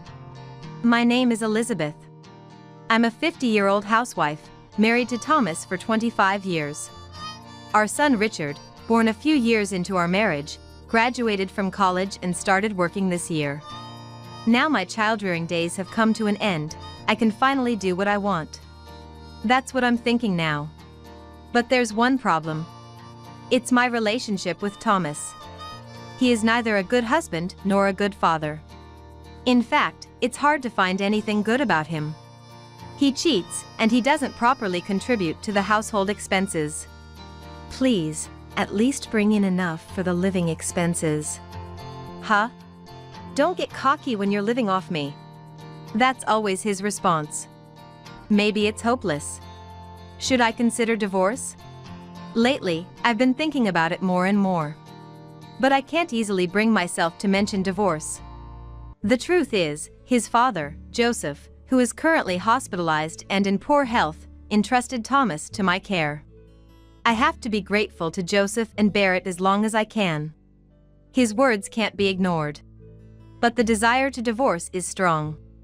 Caught between these conflicting emotions, I find myself reminiscing about happier times before our marriage. The trigger for that past happiness was a misfortune that befell my father, David. My family runs a small eatery. My father was in charge of cooking, and my mother served the customers. Needless to say, the food was delicious. But my father was incredibly bad at business. His dream was to feed delicious food to the customers. As many people as possible. A noble idea, I think. But that was the only thing he focused on in running the eatery. So he doesn't really think about profitability. Profit didn't matter as long as the customers were satisfied. That was his way of doing business. Obviously, it wasn't profitable. Consequently, our family finances were always tight. Nevertheless, as a child, I was proud to see the satisfied customers. So I never interfered with my father's business. However, during my college years, a crisis struck. The company supplying ingredients to our eatery went bankrupt due to unforeseen circumstances. We've already paid this month's bill. If this continues, we might have to close our restaurant. Our situation was already difficult.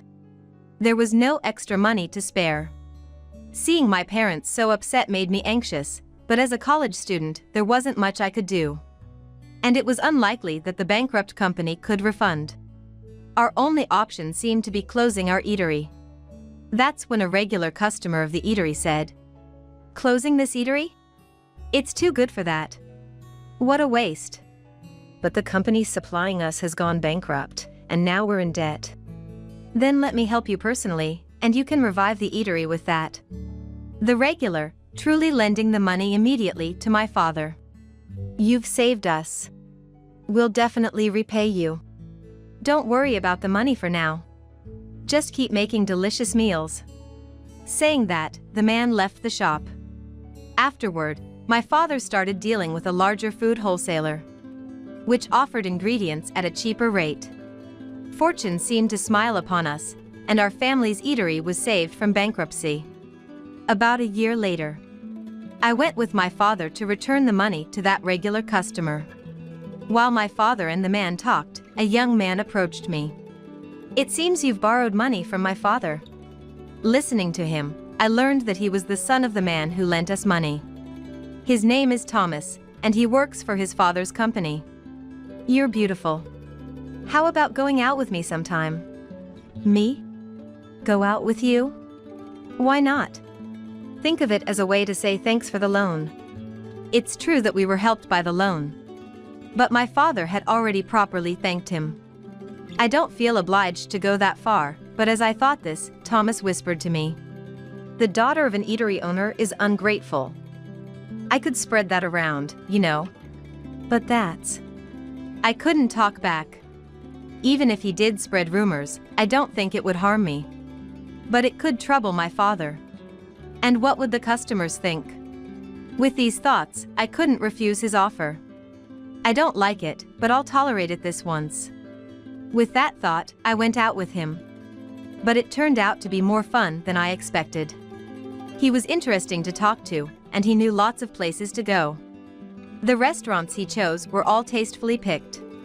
Despite my initial bad impression, he might be a good person after all. Maybe it was wrong to think that way. I soon found myself being asked out by him. "I have fun when I'm with you." "I have fun too. It is my first time that I can think about marrying. If that was to you who are serious and good girl." Swayed by his simple words, I started a relationship with him, considering marriage. After that, he continued to guide me in various ways. Eventually, a few years later, I found myself married to him. Of course, I never thought at the beginning of our marriage that it was all a trap by him. He seemed genuinely kind, and I felt loved by him. But it was all a lie. As soon as we got married, his attitude changed drastically. "Here, this is my salary for the month. Manage it well." I opened the envelope he handed me.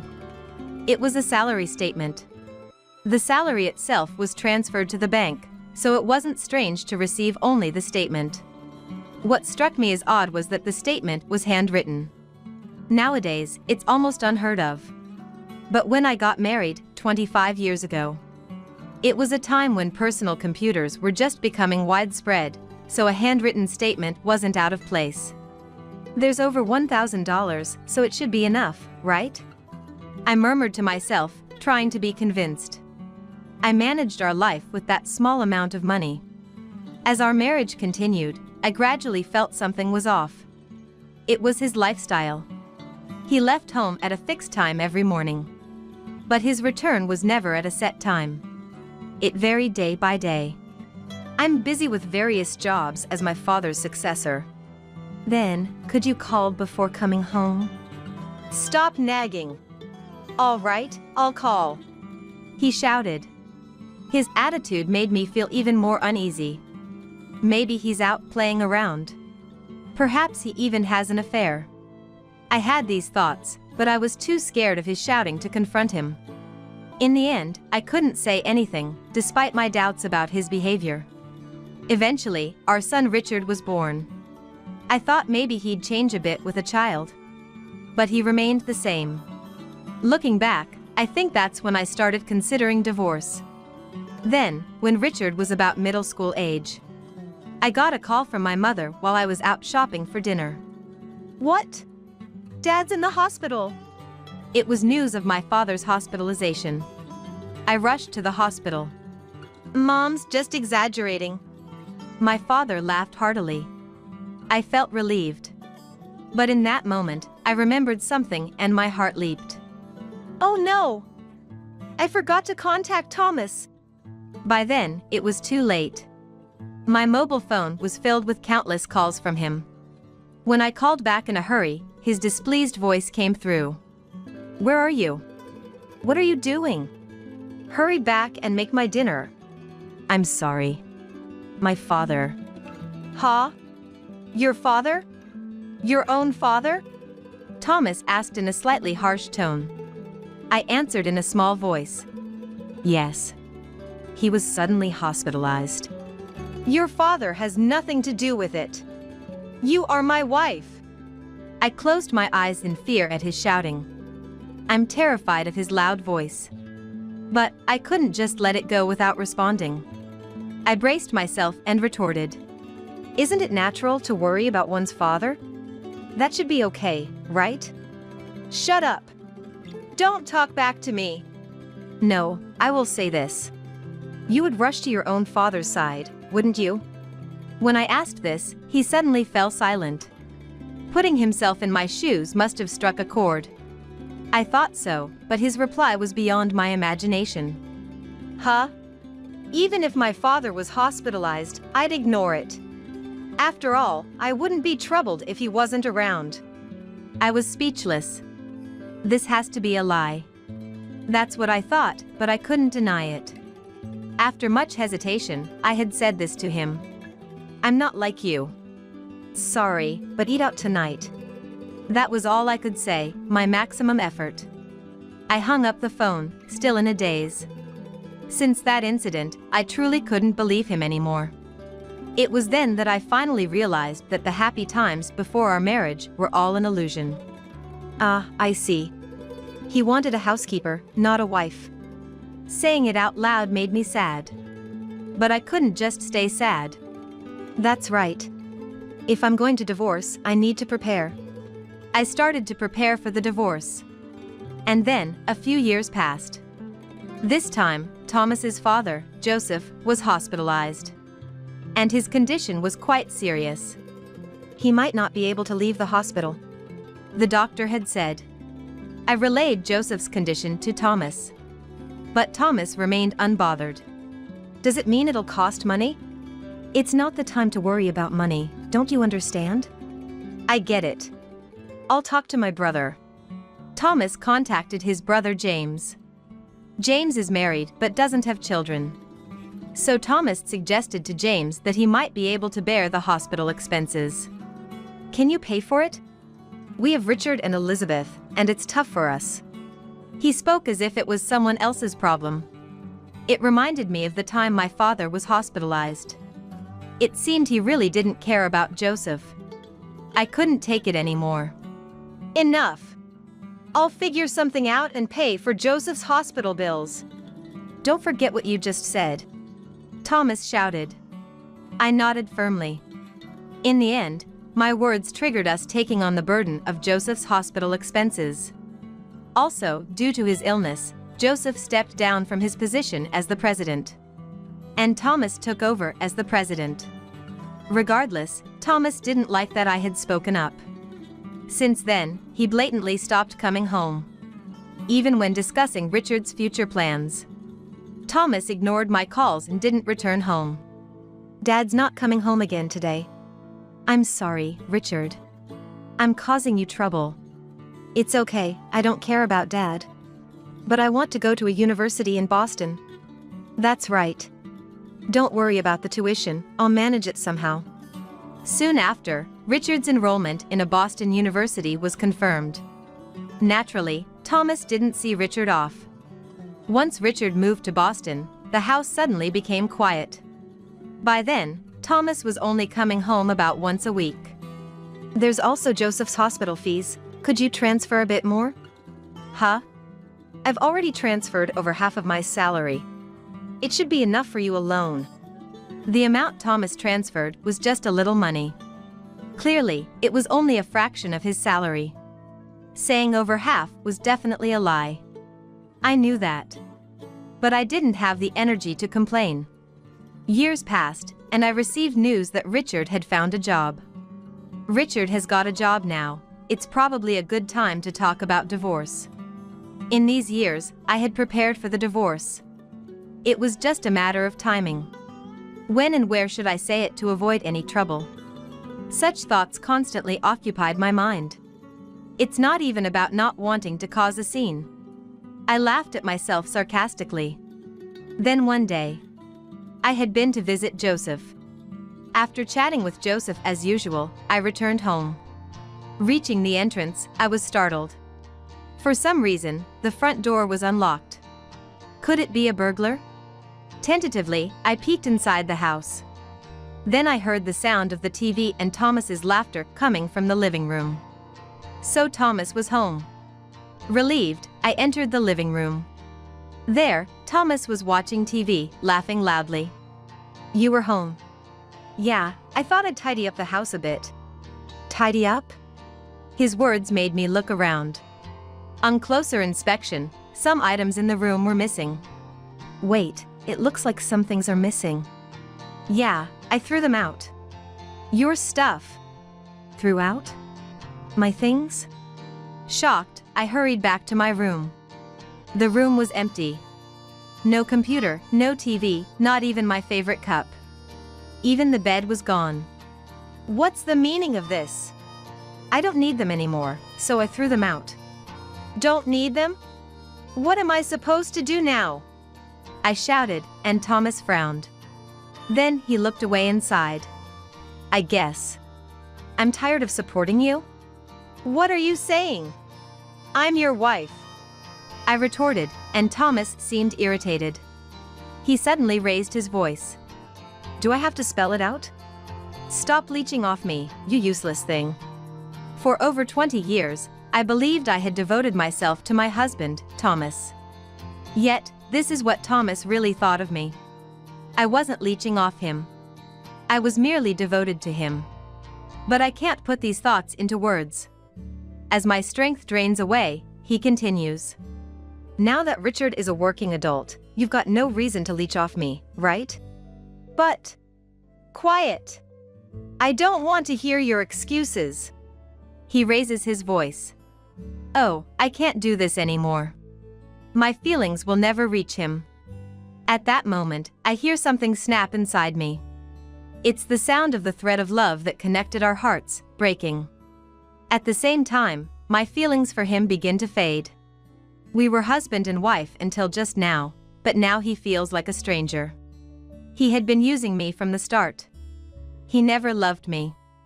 Otherwise, he wouldn't blatantly cheat and try to kick me out. I don't care what happens to such a man. No, I must bring him down thoroughly. With my mind made up, I lift my face and stare intently at him. "What? Got a complaint?" "None. If you want me out, then I'll leave as you wish." I slammed the living room door shut, heading to my room. But there was nothing of mine left. "Don't bother looking. I had the garbage collectors take everything away." "Which company did you use?" "The flyer is right there." "That's the one." I picked up the collector's flyer from the floor. As I called the number, I told him, "I'll make sure you regret this." Saying that, I left the house. Soon the call connected. I explained the situation, and they understood immediately. Apparently, they had sensed something off about his behavior. The garbage collectors had kept everything as it was when they picked it up. "I'll be there shortly." "Thank you." I thanked them politely and hung up. Afterward, I visited the collector's location. I expressed my gratitude and had them move my belongings to a newly rented storage unit. I was relieved to find my belongings safe. He shouldn't think I'll just let this go. Grinding my teeth, I called Richard. I briefly explained the situation and then said, "So, I've decided to move out, considering a divorce. Richard, prepare yourself, okay?" "Oh, okay. Bye." Richard quickly ended the call. He seemed scared of me. Was I that angry? I wondered, storing my mobile phone in my bag. Then I headed to a nearby business hotel. Actually, I had already decided where to move. The reason was simple. I was planning to discuss divorce with Thomas soon. Divorce and then move there. That was my plan for starting a new life. Well, it's just a bit earlier than planned. Honestly, I wasn't in trouble. It was just moving things forward by about 2 weeks. 2 weeks in a hotel. What a waste. Can't be helped. But as a housewife, I couldn't help but think it wasteful. Maybe I should bill him for this hotel stay? Well, whatever it is, brace yourself, Thomas. I muttered and then started working on my post-divorce plans. About 10 days into my stay at the business hotel, Thomas called me during lunch. As soon as I answered, Thomas raised his voice. You took my money. What are you talking about? Don't play dumb. It's about Dad's hospital bills. The hospital just called asking for payment. Oh, that's what he's talking about. I sighed as I replied. You should be the one paying, shouldn't you?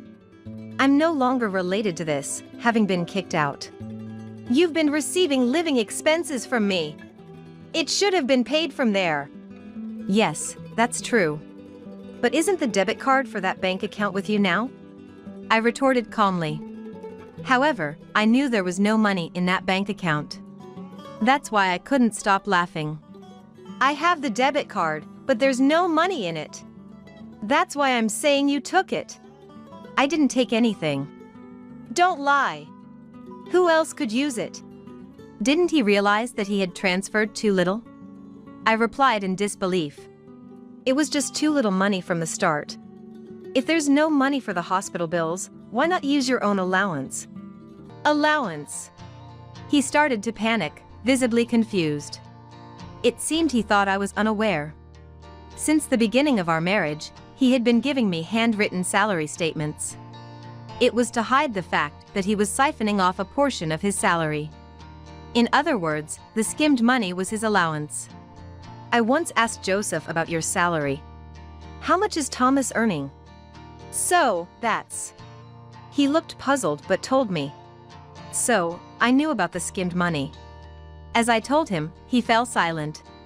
There was a long silence, making me wonder if the call had dropped. Then suddenly, he raised his voice. What's wrong with using the money I earned? It's your fault for using up the money I gave you. Okay. So? We're getting divorced. I'm going to demand compensation. You'll pay back the money you spent. At that, I sneered. Perfect timing, I had evidence. Now Thomas couldn't escape the truth. I responded with a smile. Oh, thank you. I wanted to get divorced too. Come to my place for the divorce discussion. What? No, but... You want to divorce, right? I've prepared evidence of your affair and am waiting. Though I couldn't see him, his voice sounded strained.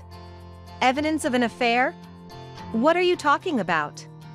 No use pretending. I have the evidence photos. Evidence photos? I could almost see him getting pale. Suppressing my laughter, I continued. Then, I'll give you the address. Let's meet next Sunday to discuss in detail. I gave him the address of a certain location and quickly ended the call. I had successfully set up the divorce confrontation. Now, if only I could make him apologize. Honestly, that would be the trickiest part. I steeled myself for the upcoming meeting. On the promised Sunday. I was already at the meeting place before the scheduled time. I wondered when he would arrive. Looking around, I spotted Thomas in the corner of my eye. Over here! I waved and called out. He looked up, surprised. Here? Yes. Didn't I give you the address? But, this place, whose mansion is it? Thomas looked behind me. There stood a mansion worth about $1 million. Much larger than a normal house, with a garden. A 3-story building with a basement and a theater room. Luxury cars parked in the built-in garage. Pointing at the mansion, I said with a smile. This is my house. It's newly built, so it's beautiful, right? Your house. Yes. I thought I'd live here after the divorce, so I started building it a while ago. Yes, the place I had called him to was my newly built house. Thomas, thinking of me as just a housewife, was understandably shocked. Pushing him from the back, I led him into the house. I guided him to the living room. Let's start our discussion. This is my lawyer. I introduced my waiting lawyer. But Thomas was too distracted. Restless, his gaze never settled. He kept looking around, not even trying to see the evidence photos of his affair on the table. Also, he didn't respond when spoken to. Frankly, the discussion was unproductive. Eventually, he asked in a quiet mutter, "How did you afford this house?" While thinking, "Is that what you're curious about?" I answered, "I just bought it, normally." Liar. A housewife can't afford to buy a house. It's said that to buy a $1 million house, one needs an income of around $150,000 per year. But I have that kind of income. So, I answered calmly, "I earn that much. Do you have a problem with that?" No, but how? I started helping out at a friend's company, and before I knew it, things turned out like this. The story goes back a few years. When I decided to divorce during my father's hospitalization turmoil, I started preparing for it. The first thing I did was look for a job. I wouldn't be able to live without a job after the divorce. So, I searched for a job to sustain myself. But good jobs aren't easy to find. That's when I consulted my close friend Linda. "Why don't you help me out with my work?" "What kind of work do you do?" "Aquaculture on land." Land-based aquaculture involves artificially creating facilities like pools for farming. There are downsides, of course, but it prevents ocean pollution. It's an eco-friendly type of farming. Linda's father started it, and now Linda had taken over. "So, you had been working there?" Thomas asked tentatively. After I started helping, the business began to thrive. I was mainly involved in negotiations and administrative work. Linda was grateful for my help, and eventually, I was promoted to an executive position. It was all coincidental, but I believe luck is part of one's capabilities. Hearing my story, he looked dejected. Then, after a moment of thought, he suddenly looked up. Okay. Let's pretend this divorce talk never happened. How about we start over? As he spoke nonsense, I coldly replied, "Are you crazy?" No, I genuinely want to start over with you. Thomas pleaded fervently. But seeing that he was only dazzled by my money, I retorted with a raised eyebrow. I refuse to be with someone who cheats. And someone who neglects Joseph. No, about my father. Enough. You don't know, but I was the one paying for Joseph's hospital bills. The money Thomas gave me was really just a little. After paying for food, utilities, and other expenses, there was usually nothing left, sometimes not even enough. He only gave me that much. Obviously, there was no way to pay Joseph's hospital bills with it. At first, I managed somehow, but later I paid them with my salary. And yet, you never listened to me or visited Joseph. Well, that's because I can't trust someone like that. I raised my voice, and he fell silent. Then, the lawyer discussed the compensation. Thomas couldn't say anything. He just kept his head down until the end. Eventually, prompted by the lawyer, Thomas signed the divorce papers. The compensation was set at $30,000. "So, now that the divorce is settled, you'll pay Joseph's hospital bills." "Ah." Thomas nodded reluctantly. At least he didn't argue. I felt relieved. Finally, I sent him away, as if chasing him out. It's over at last. The only regret was that he never apologized. But I had one last card to play. If I played it, he would apologize. Thinking that, a smile crept onto my face. A few days later, after leaving the company, someone called out to me from behind. "Hey, Elizabeth!" Turning around, I saw Thomas standing there. Don't address me so familiarly. We're divorced. Shut up! What did you do? He looked at me with an angry, red face. His reaction told me everything. Ah, he must have heard that news at the company. I smiled and responded. What do you think I did? Don't joke around. Tell me how you got me fired. He stomped his foot. His frustration amused me, and a smile escaped. Isn't it your own fault? Getting punished for having an affair with the office clerk? His affair partner was a clerk at his company. Apparently, he did whatever he wanted because he was the president. After deciding to divorce, I reported the matter to Joseph. While Joseph regretted our divorce, he was furious about Thomas's actions. When I showed him the affair evidence photos, Joseph became even more angry. Then he said to me, I want to transfer all my company shares to you. To me? What about Thomas's brother? No, to you. Use them to dethrone Thomas from his position as president.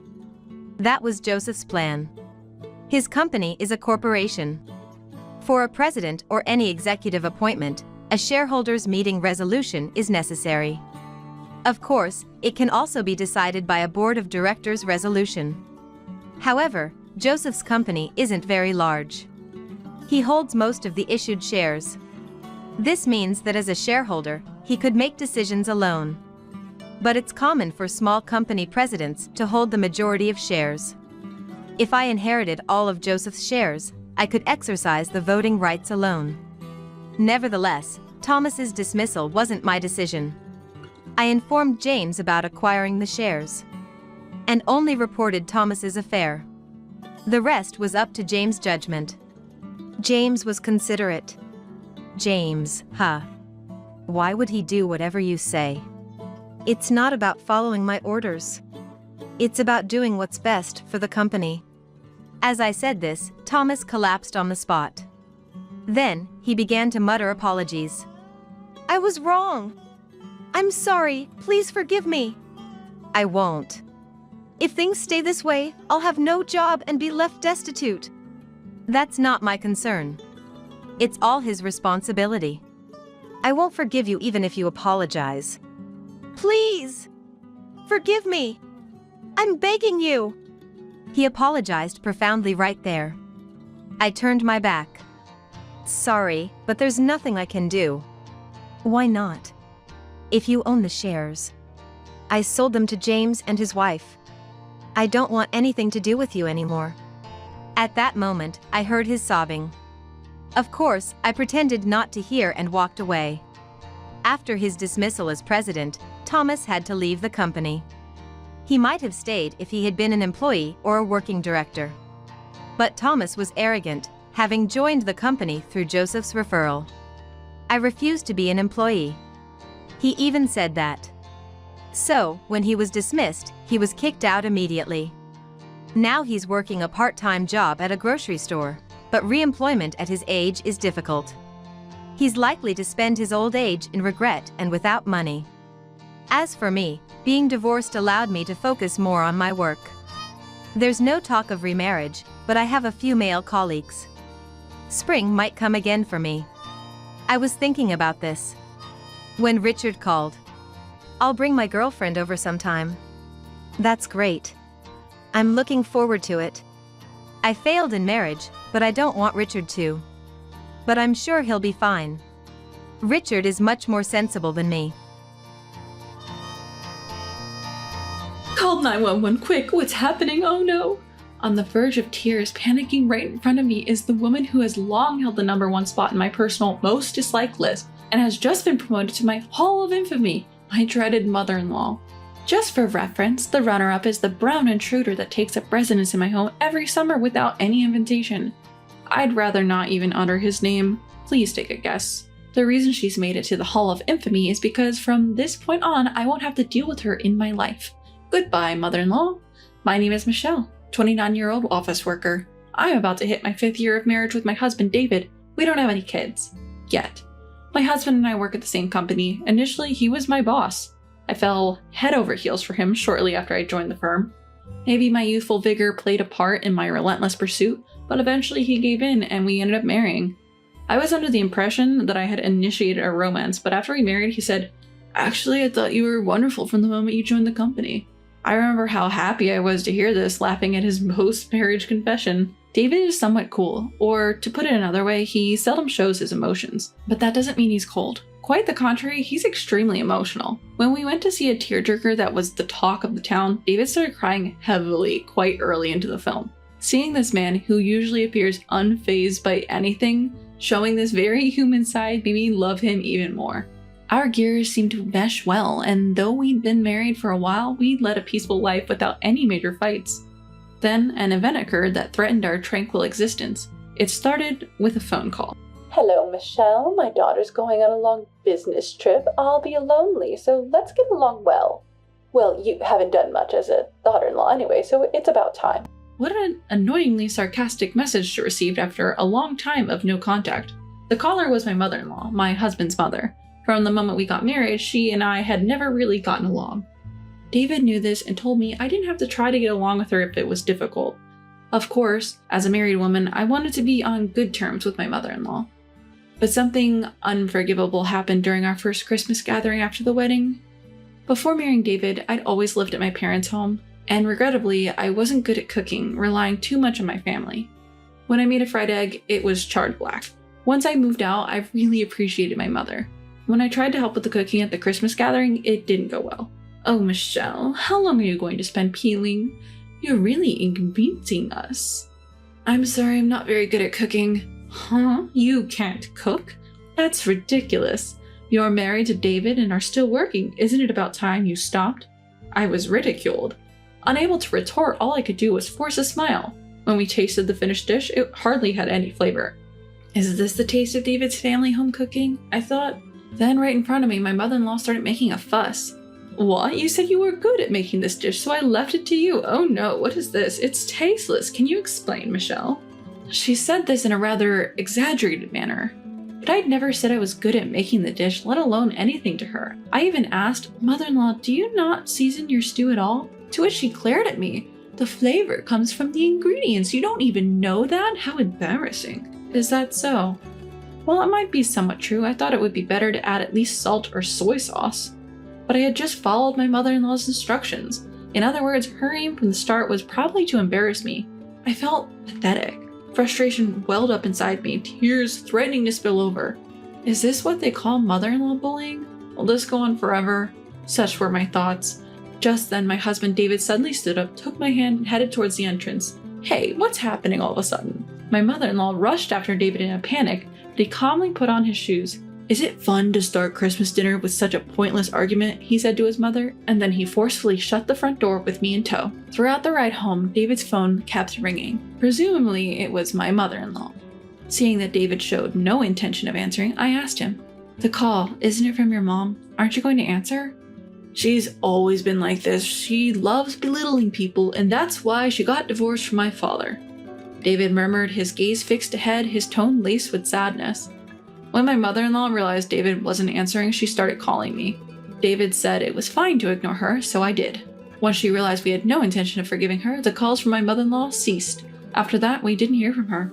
However, we did receive a message from David's older sister who had been at the same gathering. My husband has one sister. She is a lot like David, not much for expressing her emotion. She isn't married yet, but I heard she has a fiancé. When I first met her, I greeted her and got a curt reply. "Oh, hello, I'm David's sister." When I expressed to David that your sister might not approve of our marriage, he just laughed. No, it's the opposite. She was thrilled to have a sister. She's just shy around new people. Trust me, she was glad to talk to you today. That's what he told me. Her message read, "Michelle, I'm sorry about Mom today. Even though you say you know nothing about cooking, I believe in you." She promised me that she, who lives with her mother-in-law, would take responsibility and handle the trouble so you can rest easy. From that point on, we never visited David's family home, and of course, we stopped communicating with my mother-in-law. That mother-in-law contacted me for the first time in years, and this was the reason. She hadn't changed a bit. Strangely, I found that refreshing. David's sister is a high-powered career woman who often travels for work, and her next trip was going to last 6 months. My mother-in-law, who hates being alone, couldn't bear it. David had told me she had no close friends because of her terrible personality. Well, we live close to David's family home, but we've had no interaction with them. So it's fine to just keep things as they are. That's how I felt, at least. Then one weekend, while David and I were enjoying a leisurely day, the doorbell rang unexpectedly. Wondering who it could be, I checked the monitor and was taken aback. There, on the screen, was my mother-in-law, whom I hadn't seen in years. "Hey, your mom is here." "What?" My husband, David, also looked very surprised, so it seemed he hadn't given her our address. "Open up, quickly." As she started making a racket outside, considering the nuisance to our neighbors, we reluctantly let her in. Marching inside, my mother-in-law commented, "This is my first time here, but the furniture is so plain and dreary. Is this your taste, Michelle?" David and I both prefer simple things and have carefully chosen our interior. It may seem plain to some, but we like it. For me, David's parents' house with its clashing reds and blues is dizzying and exhausting. However, this is a matter of personal preference, and it's not about who is right or wrong. So it's not common to voice such opinions out loud. But my mother-in-law is far from common. She's the type to openly speak her mind. "Why did you come here? If you came to say such things, could you please leave?" When David spoke coldly, my mother-in-law momentarily grimaced, then she turned to me and suddenly prostrated herself. "Michelle, I'm sorry about that time. It seems I misunderstood something and caused you distress." I couldn't immediately trust her, but when I said, "I'm sorry too," she smirked for a moment, but then took my hand and suggested that we should get along better from now on. I was also pleased to be recognized by her, as I didn't want to be disliked. She proposed to David and me that we should have dinner together on the weekends. David made a worried face and asked me, "Are you okay?" But I was tired of running away, so I agreed to her proposal. "I'll prepare everything, so don't worry about anything and just come and eat." With that, she cheerfully went home. "If something happens again, let me know right away. If anything happens again, we'll cut ties completely." David's words alone were reassuring to me. We headed to David's parents' house that weekend. The in-laws' house, which I hadn't seen in years, was just as it was, but remembering what had happened made me feel a bit sick. As we entered the house, my mother-in-law greeted us cheerfully. On the table were David's favorite steak and salad, and then in a small dish, oh no, stew. Just like that day, stew was served. This time, they were lightly colored. "Come on, eat up. Eating alone isn't fun," so I got excited and made too much. Bracing for something to happen, but nothing seemed off, I took her word and started eating. As I ate, my mother-in-law watched me with a smirk. After I finished eating, she seemed unhappy. Seeing her like that, I thought, serves you right. Once back home, I immediately ran to the toilet. David was worried, asking what was wrong. "Are you okay? Should we go to the hospital?" He offered, but after taking some stomach medicine and lying down for a while, I felt better. I still felt a little unwell the next morning, so I took the day off from work. I'm sure it was because of that. That's what I thought. However, since I couldn't confirm that my illness was due to my mother-in-law's cooking, I didn't discuss it with David. After all, it wouldn't feel good to see or hear about his mother, who was supposed to be on my side, doing something as petty as harassing me. I decided to discuss it after I had solid evidence. I would come to regret this decision. The following weekend, we were invited by my mother-in-law again and headed to the in-laws' house. The menu for the day was roasted pork, and almost mockingly, there was stew in the small dish again. That day too, my mother-in-law stared at me as I ate. Once again, she watched me, my face unchanging with a bored look. Just like the previous week, I felt ill on the way home and ended up vomiting in the car. David, sensing something serious was amiss, immediately took me to an emergency clinic. The diagnosis was food poisoning. "Did you eat anything spoiled?" Without hesitation, I replied yes. Fortunately, my condition didn't worsen and I recovered by the next day. Of course, I discussed the situation with David. In fact, I told him I suspected that my mother-in-law had used spoiled ingredients in the dishes she served me. The first time I tasted the steak, I noticed an unpleasant taste the moment I took the first bite. The inside was nearly the color of raw meat. The fact that David didn't say anything made it clear that my mother-in-law had intentionally tampered with my portion. The vegetables in the stew were also nearly raw, barely cooked. Even the bread tastes stale, while David and my mother-in-law had fresh baked bread. My soup was the only one without any ingredients. The roasted pork from the other day was the same. When I flipped the meat, I could see that it was hardly cooked. Despite all this, I finished my meal entirely out of stubbornness. Seeing my mother-in-law's frustrated face as I remained unfazed, I felt a bit relieved. However, David was pretty mad at me for keeping quiet about it. The next day on his way back from work, David said he would talk to his mother and headed for their house. As expected, my mother-in-law played dumb, but David was not one to let it slide. He reportedly told her, "We are cutting ties. Don't contact us again." My mother-in-law hadn't anticipated being cut off and resisted, but David's resolve did not waver. Seeing David like this, she finally gave in and agreed to his terms, but only after proposing one condition of her own. And what's that condition? I asked. It turns out my sister is getting married. She wants to introduce her fiancé and asked us to have a meal together one last time. I don't think she'll do anything strange in front of the fiancé. Of course, if you're not comfortable, Michelle, I can go alone, he assured me. I had no desire to visit the in-laws' house ever again, but I had always received help from David's sister and I thought they wouldn't do anything strange in front of the fiancé. Deciding this would be the last time, I agreed to attend. A few days later, I received a call from my mother-in-law. Honestly, I was hesitant to pick it up, but curiosity about what she would say got the better of me and I answered the phone. Hello? I'm sorry, I didn't expect you to answer. It's about the dinner at our house. Yes, what is it? I replied impassively. My mother-in-law seemed a bit displeased, but it was I who had the right to be angry. By the time I picked up the phone, there was not a single apology for what had happened. In the end, it seemed like a light matter to my mother-in-law. I thought I could never forgive her. It turns out my daughter's fiancé has many allergies. I've never thought about it before, but I wondered about you two. You know, with the meal preparation and all, she stated. Upon hearing this, I said, is that so? We watched a program about allergy tests on TV last year and decided to take them. Turns out, we found out we're allergic to shellfish. It's surprising. It can manifest even in adults. Hearing this, my mother-in-law's voice noticeably brightened, even over the phone. Oh, is that so? I'll be careful on that day then, so don't worry. With that, she abruptly hung up. That night, I reported to David about the call from my mother-in-law. And then, when I told her about our allergy, she just hung up right away. David listened quietly to my story. The following month, the day of the meal at my in-laws' house arrived. Upon arriving, I saw my mother-in-law in the kitchen. Thinking I should help out like a proper daughter-in-law, at least for the last time, I offered to assist her. Don't come in here. We were taken aback by my mother-in-law's unusually loud voice. All right, just consider yourselves guests today, since it's the last time, my mother-in-law insisted. We decided to take her up on the offer, wondering if it was her way of showing remorse. Just as the meal was ready, my sister-in-law texted my mother-in-law. Readingly, start without me. Given the time, we decided to begin eating. The food looked normal. As I hesitantly started eating, my mother-in-law laughed and said, do you think I did something again? You're a wicked woman, Michelle. Was the food poisoning really my fault? She was still on about that when David glared at her. If you want to talk like that, we can leave right now. Whether she was frightened or not, my mother-in-law fell silent. Let's forget about what's done and done. Try the soup, Michelle. It turned out really well, she said. Forget what's done and done? The perpetrator has no right to say that. I thought to myself, but I couldn't just not drink it. As I lifted the soup bowl, David chimed in. Is it really that good? Let me try. And took the bowl from me. Wait, that's meant for Michelle, my mother-in-law shouted, but it was too late. Ugh. David suddenly looked in pain and collapsed. My mother-in-law was panicking. Call an ambulance, hurry! Why? She tried calling out to him, but he was unresponsive. My mother-in-law was on the brink of tears from the panic. As I watched her, I asked, what's in the soup? It looked like normal vegetable soup. Shut up, that's not important right now, she retorted.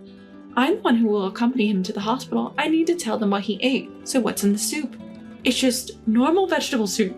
Isn't it? You probably already know, but the person with the shellfish allergy is David, not me. Unable to bluff any longer, my mother-in-law admitted, it's a vegetable soup with the broth made from shrimp and crab. I don't understand how this happened. I made it for you.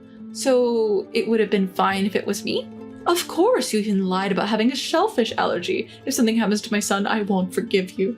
My mother-in-law, who had brazenly shifted the blame onto me, declared this while glaring at me. I had never once said that I had an allergy. It was all just her jumping to conclusions. If you understand, call the ambulance. No need to. A low voice resounded, and David, who had been in pain, slowly got up. I didn't drink the soup. I wanted to see your reaction. I didn't think it would turn out like this, though. In fact, David was the one who proposed this plan. When we first addressed my mother-in-law, David and I noticed something. My mother-in-law didn't realize, but we could clearly see the shrimp and crab that had likely been used for the broth. I looked at the food laid out on the table. There was no trace of shrimp or crab anywhere. We thought that it must be the soup and exchanged glances. Of course, David didn't touch his soup at all. If nothing happens today, I was considering reconnecting as Michelle suggested, but you. I didn't know how serious an allergy could be, she claimed. That's not possible.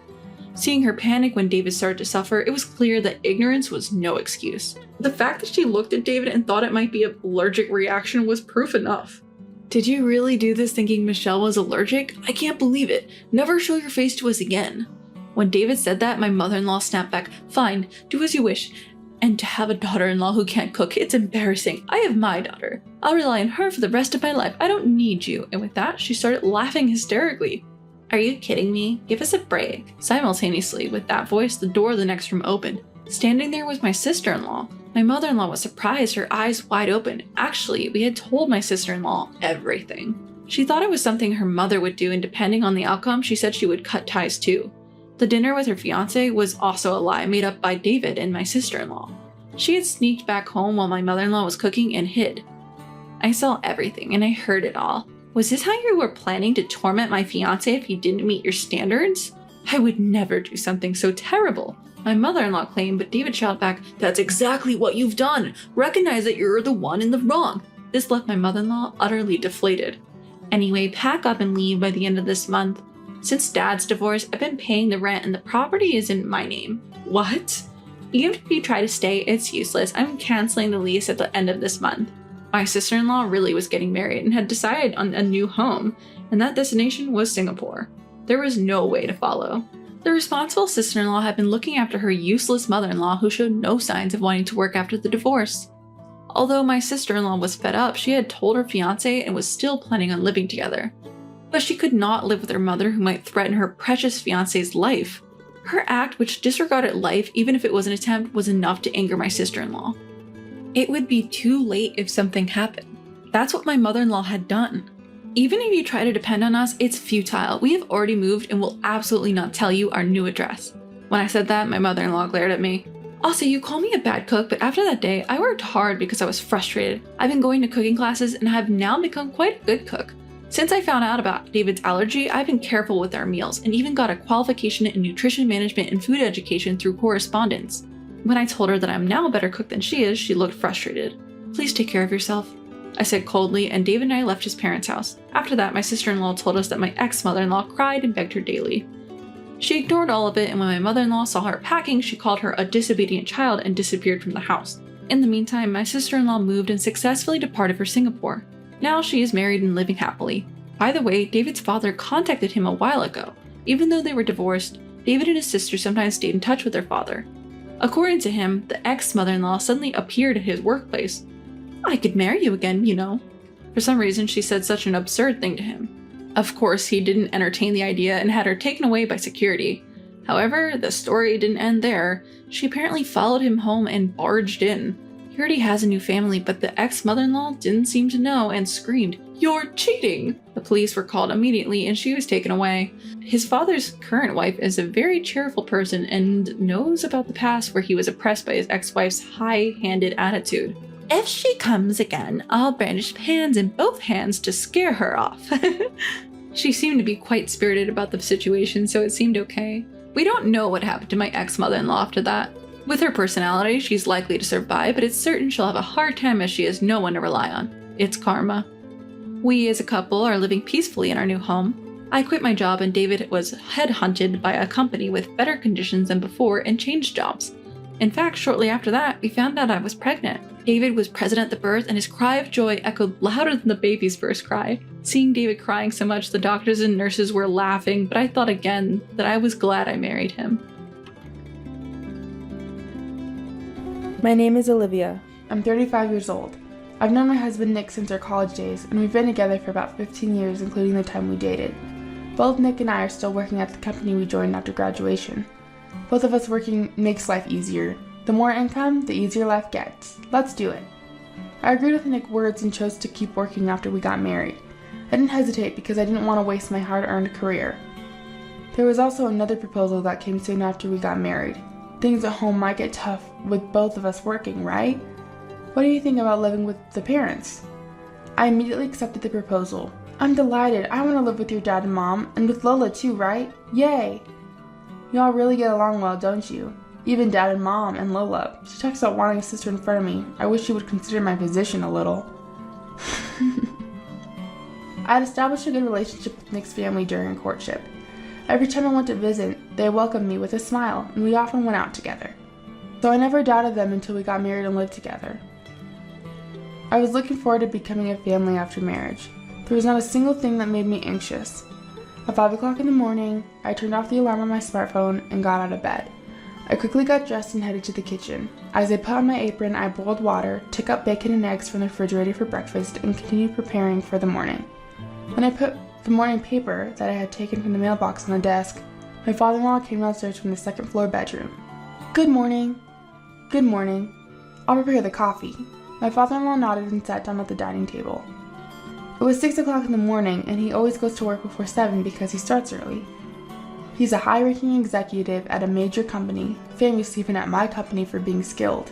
However, at home, he's only quiet and never acts high and mighty. That was delicious. When he finishes eating, he always brings his dishes to the sink. At first, when he brought them carefully, I told him, "You can leave them there." "It's alright. Let me do at least this much," he responded. He doesn't talk much, and we rarely have a chance to chat, but I think he's a very kind person. It's been almost 6 years since we started living together like this, and everything has gone as planned with only my father-in-law. At 6:45 in the morning, Lola would come stomping down the stairs from the second floor. "Oh, I'm sleepy." "Good morning, Lola." However, Lola ignored my greeting. She came to check the kitchen as is. "Ugh, I was in the mood for cereal today." "Oh, I'm sorry, I made pancakes today." I knew what was going to happen next. Ignoring my explanation just like she ignored my greeting, Lola started throwing all the pancakes I had worked hard to make into the trash. "Okay, let's make them again." Lola dumped the empty plate in the sink as if to tell me to wash it. From the first day of our marriage and living together, I received a harsh invitation into my role as a wife. And it wasn't only Lola. "Yuck, yuck, what's this? You didn't make pancakes?" At 7 o'clock in the morning, my mother-in-law would slowly wake up. Nick would casually wake up as a result of this, but "I'm sorry. Just cooperate, would you? You're going to make everyone's breakfast late." I'd initially complained that Lola had thrown the pancakes in the trash, but it seemed that my protest fell on deaf ears. Upon seeing their unsettling, gleeful grins, I realized I had been tricked. On my very first day, I already wanted to quit this co-living arrangement, but I thought given time they'd come around. However, even after 6 years, nothing had changed. I felt utterly helpless. Adding insult to injury, my very own husband, the key person in all this, masterfully ignored the whole situation. I had consulted with Nick in our first year of marriage, but all he'd done was dismiss my concerns, saying, "I'm sure they have their reasons." I never grasped what he meant. Even after repeated complaints, all he did was shift the blame, telling them exactly what I said. "Olivia doesn't like it, so you should stop." That was when I realized he wasn't just lacking tact. He simply didn't care about anyone but himself. Of course, the harassment from my daughter-in-law didn't end there. I ate my breakfast standing up, snatching bites while doing other chores, leaving no time to sit down and enjoy my meal. While having breakfast, I tidied up, did laundry, and cleaned the house. Then right after I finished, it started. "On your way back, could you pick up some snacks? Oh, and if you're going shopping, could you get my makeup too?" Needless to say, they never offered any help. The reason I wake up at 5 a.m. is because I still have a job. Preparing for the morning and making lunch ahead took quite a bit of time. I left the house at 8 a.m. every morning.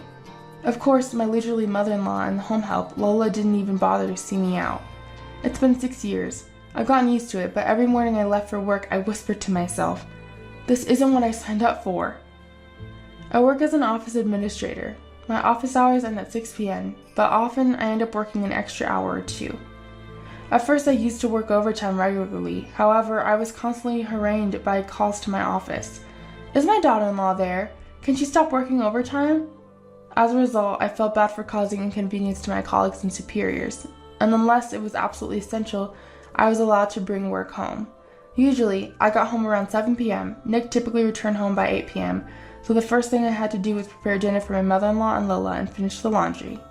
"Can't you come home earlier? The laundry's not done yet." Of course, I didn't lift a finger to help, neither did Lola. "You can't even manage the household chores properly. I've been yelled at and even had my dinner withheld." In these cases, I still had to prepare meals for everyone else in the family. After they finished eating, they wouldn't carry their dishes and demanded coffee in the living room. I was left to clean up the dishes, prepare coffee, and run around. Nick would arrive midway through, but he never helped me out. "Pasta today? I was in the mood for pizza." "Huh? What's up? Are you in a bad mood today?" "No, just eat your food." "Alrighty." Even Nick's small remarks were getting on my nerves. After Nick and the other two had fallen asleep, I still needed to stay awake. I had to complete household chores and then finished up my work brought from the office. What should I do? At this rate, I might not be able to finish on time. Maybe I'll just do as much as I can now and continue during my lunch break tomorrow. I'm home. Father-in-law, welcome home. I apologize. I'll prepare dinner right away. I was so absorbed in my work, I didn't notice father-in-law had returned home, but he simply replied, "No, I'll take a shower first," and went into the bathroom. In the meantime, I tidied up my laptop and started preparing the meal. Once father-in-law finished eating, I cleaned up everything and went to bed. It was already 1 a.m., which was relatively early for me. The following day, I'd wake up at 5 a.m. and start another busy day. Then, one day, I collapsed at work. One morning, as I was walking around the office, I suddenly felt dizzy and fell. Thankfully, I didn't lose consciousness, and after resting in the break room, I felt a bit better. My boss told me to take it easy and gave me the afternoon off. Well, isn't it unusual for you to be home at this hour? Yeah, I wasn't feeling well. Is it just an excuse? What? Come on, you look perfectly fine to me. It's not good for an adult to use sickness as an excuse to slack off, you know. You need to work harder. I couldn't even muster the energy to be angry at their laughter and nonchalant attitude. I never had high expectations, but their insensitive words made me feel worse than angry. My body just instinctively rejected them, and I found it hard to breathe. So you can put more effort into dinner today, right? Of course, right. You've got time. We've been putting up with your quick and easy meals. You should treat us when you have the time. On that day, my husband, just like mother-in-law Lola, came home expecting a homemade meal because I had the afternoon off. He didn't think about why I got off early or showed any concerns. As a result, I ended desperately cooking steak, getting constant complaints like, "Could you cook it a bit more? Don't you have any sausages? We don't need vegetables." I had reached my limit. What? You're quitting your job? I had decided to quit my long-time job. I thought that if I focused only on housework, things might get a bit easier. I can't do this anymore. We should be able to manage with Nick's salary, right? I'm finding it hard to balance work and house chores. No, that's a bit unrealistic. At my husband's words, laughed out and saying it's unrealistic, I turned pale. What? Why is it unrealistic? Because we two are contributing $1,500 to the household expenses every month, right? It'll be difficult to do that with just my salary. Well, can we maybe reduce that? I think Mom would probably say no. Well, if it's not possible, it's not possible. Just try a little harder. The sight of Nick patting my shoulder and smiling, I had never hated him more. I thought it was pointless to talk to him anymore, but it seemed like fate was on my side. The company I worked for was downsizing due to poor performance.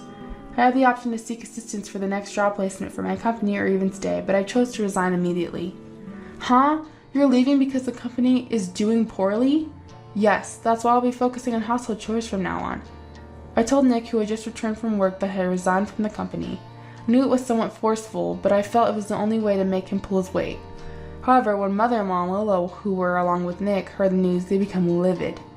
Are you out of your mind? What about the money? If you're working, it's going to be hard on Nick. I won't allow any cutbacks.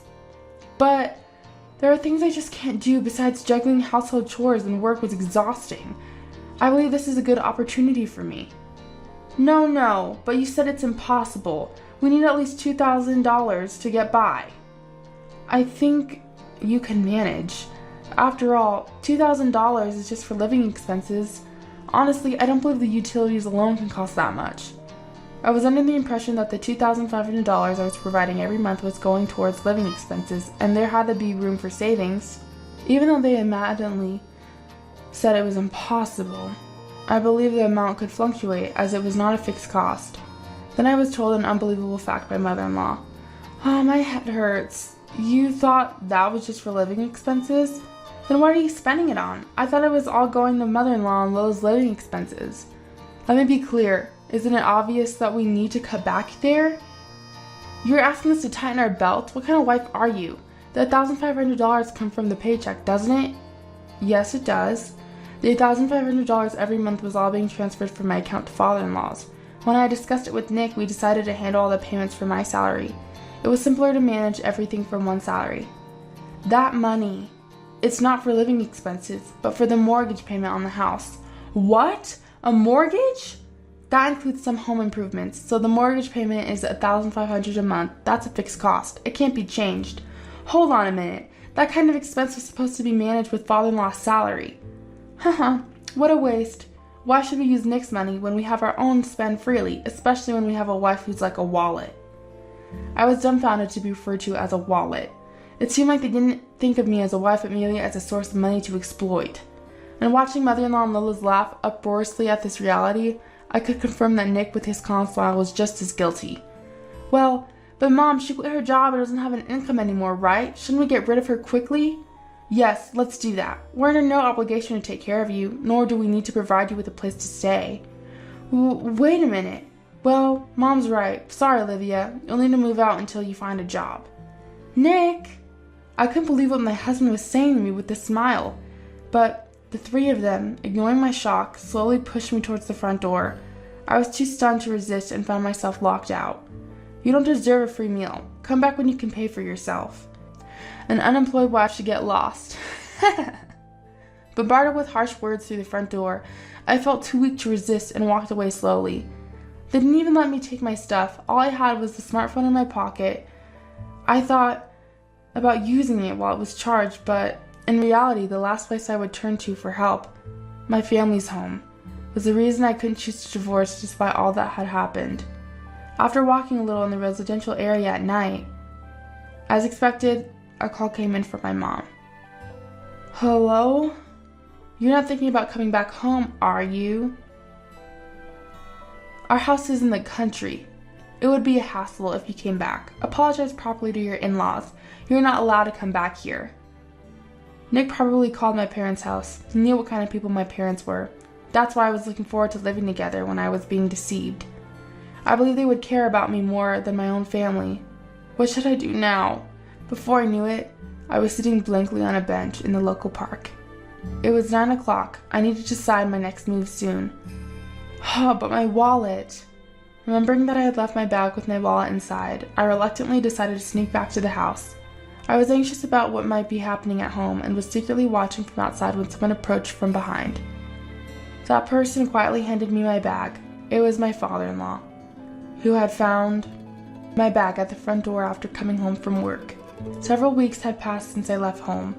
During that time, there seemed to have been trouble at the in-laws' house. Where is Olivia? Come back. Come back, hurry. Hey, where are you really? I chose not to block messages, but I ignored all the notifications. I didn't feel like replying, but I was also busy at the time, so I deliberately left them hanging. A month later, I mailed divorce papers to be filled out.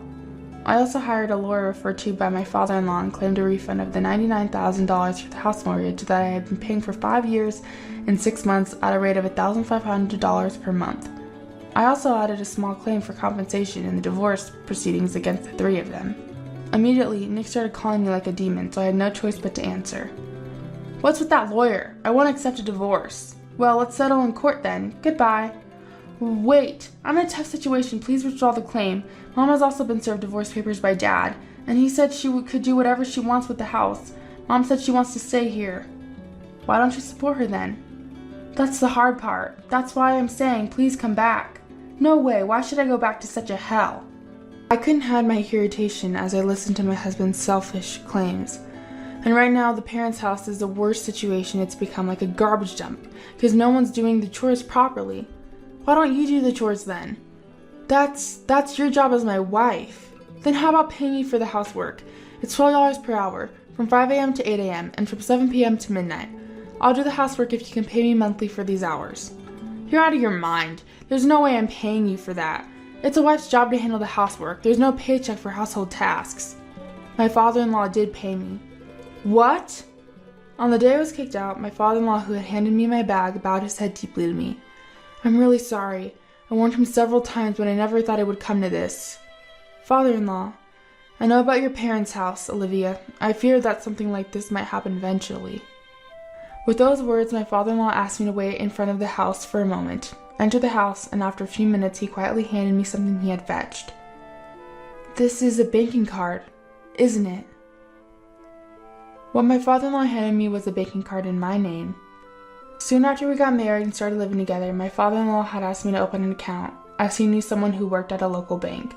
Remember the troubles that started as soon as we moved in together? That's why I thought it would be troublesome if something happened, so I made this. I knew right away when we got married that he was doing something when I wasn't around. I warned him several times, and I was fooled by his act of pretending to reflect on his actions. So I want you to accept this money. Please consider it as my way of making amends. When I sneakily checked and there was about $200,000 in the account, I was shocked. I owe you nothing but gratitude, father-in-law. Well, I was busy with work. I think I should make up for the fact that I hurt Olivia during that time. It's a token of my gratitude for always making delicious meals for us. Thank you so much. The others used to brag about it, but actually before Olivia came, I was doing most of the housework. It's also my fault for spoiling the family. Please forgive me. I can't believe it. Also, this money is what Olivia should receive for her hard work doing housework for the past 5 years and 6 months. It's your salary for housework. I just calculated the hourly wage as $12 on my own, but I hope that's okay. I was moved by the warmth of another person, and it felt so comforting that I could only nod through my tears. If you can't afford it, then pay me. I'm done working for free. I don't care how much you guys struggle. You need to experience even more hardship. Don't say such harsh things. Please, I beg you, it was my fault. Forgive me, I'll do anything. Then my mother-in-law Lola started sobbing on the other end of the phone. I was wrong, I'm sorry. I was just enamored with a drama I watched recently. It wasn't my true feelings. I'm sorry too. I'll help with the housework from now on. I won't mistreat you. Let's get along as sisters. Even after hearing the voices of the 3 people experiencing hell, I was unmoved, because I felt that they still had the energy to plead. Nick said a moment ago that he'd do anything. Oh, of course we'll do anything too. Yes, I'll do anything, even the house chores. I'll help too if you need anything, just tell us. Thank you. Then please pay the compensation from the divorce trial and return the $1,500 as agreed. What? That's all I'm asking from you. Well then, goodbye. With that, I hung up the phone and blocked all their contacts. A few days later, I heard that Nick's mother-in-law and Lola moved out of the house. Apparently, they were unable to pay off their mortgage, and their house was put up for auction. By the way, father-in-law, after divorcing mother-in-law, moved to a suburban house and is said to be enjoying his single life. And the 3 who were kicked out of the house are now living together in a cramped apartment, working hard to pay the compensation and refund from the divorce trial that I demanded. They agreed to pay in installments, so well, it will just be a monetary relationship from here on. I've told them I'll sue if they fall behind on payments. They're risking their lives. Nick hasn't let his company find out about the incident and hasn't quit yet, but after the divorce and looking disheveled, occasionally smelling like trash, his coworkers are starting to steer clear of him. The office atmosphere is the worst for him. And me? I'm currently working at the company where father-in-law is employed. Utilizing my skills from my previous job, I've been entrusted with the role of a manager in the general affairs and HR department. It's a fulfilling job, and I want to keep pushing myself. By the way, of the $200,000, I used about $7,000 for starting my new life, but I haven't touched the rest. I plan to keep this as an emergency money in case father-in-law ever needs help.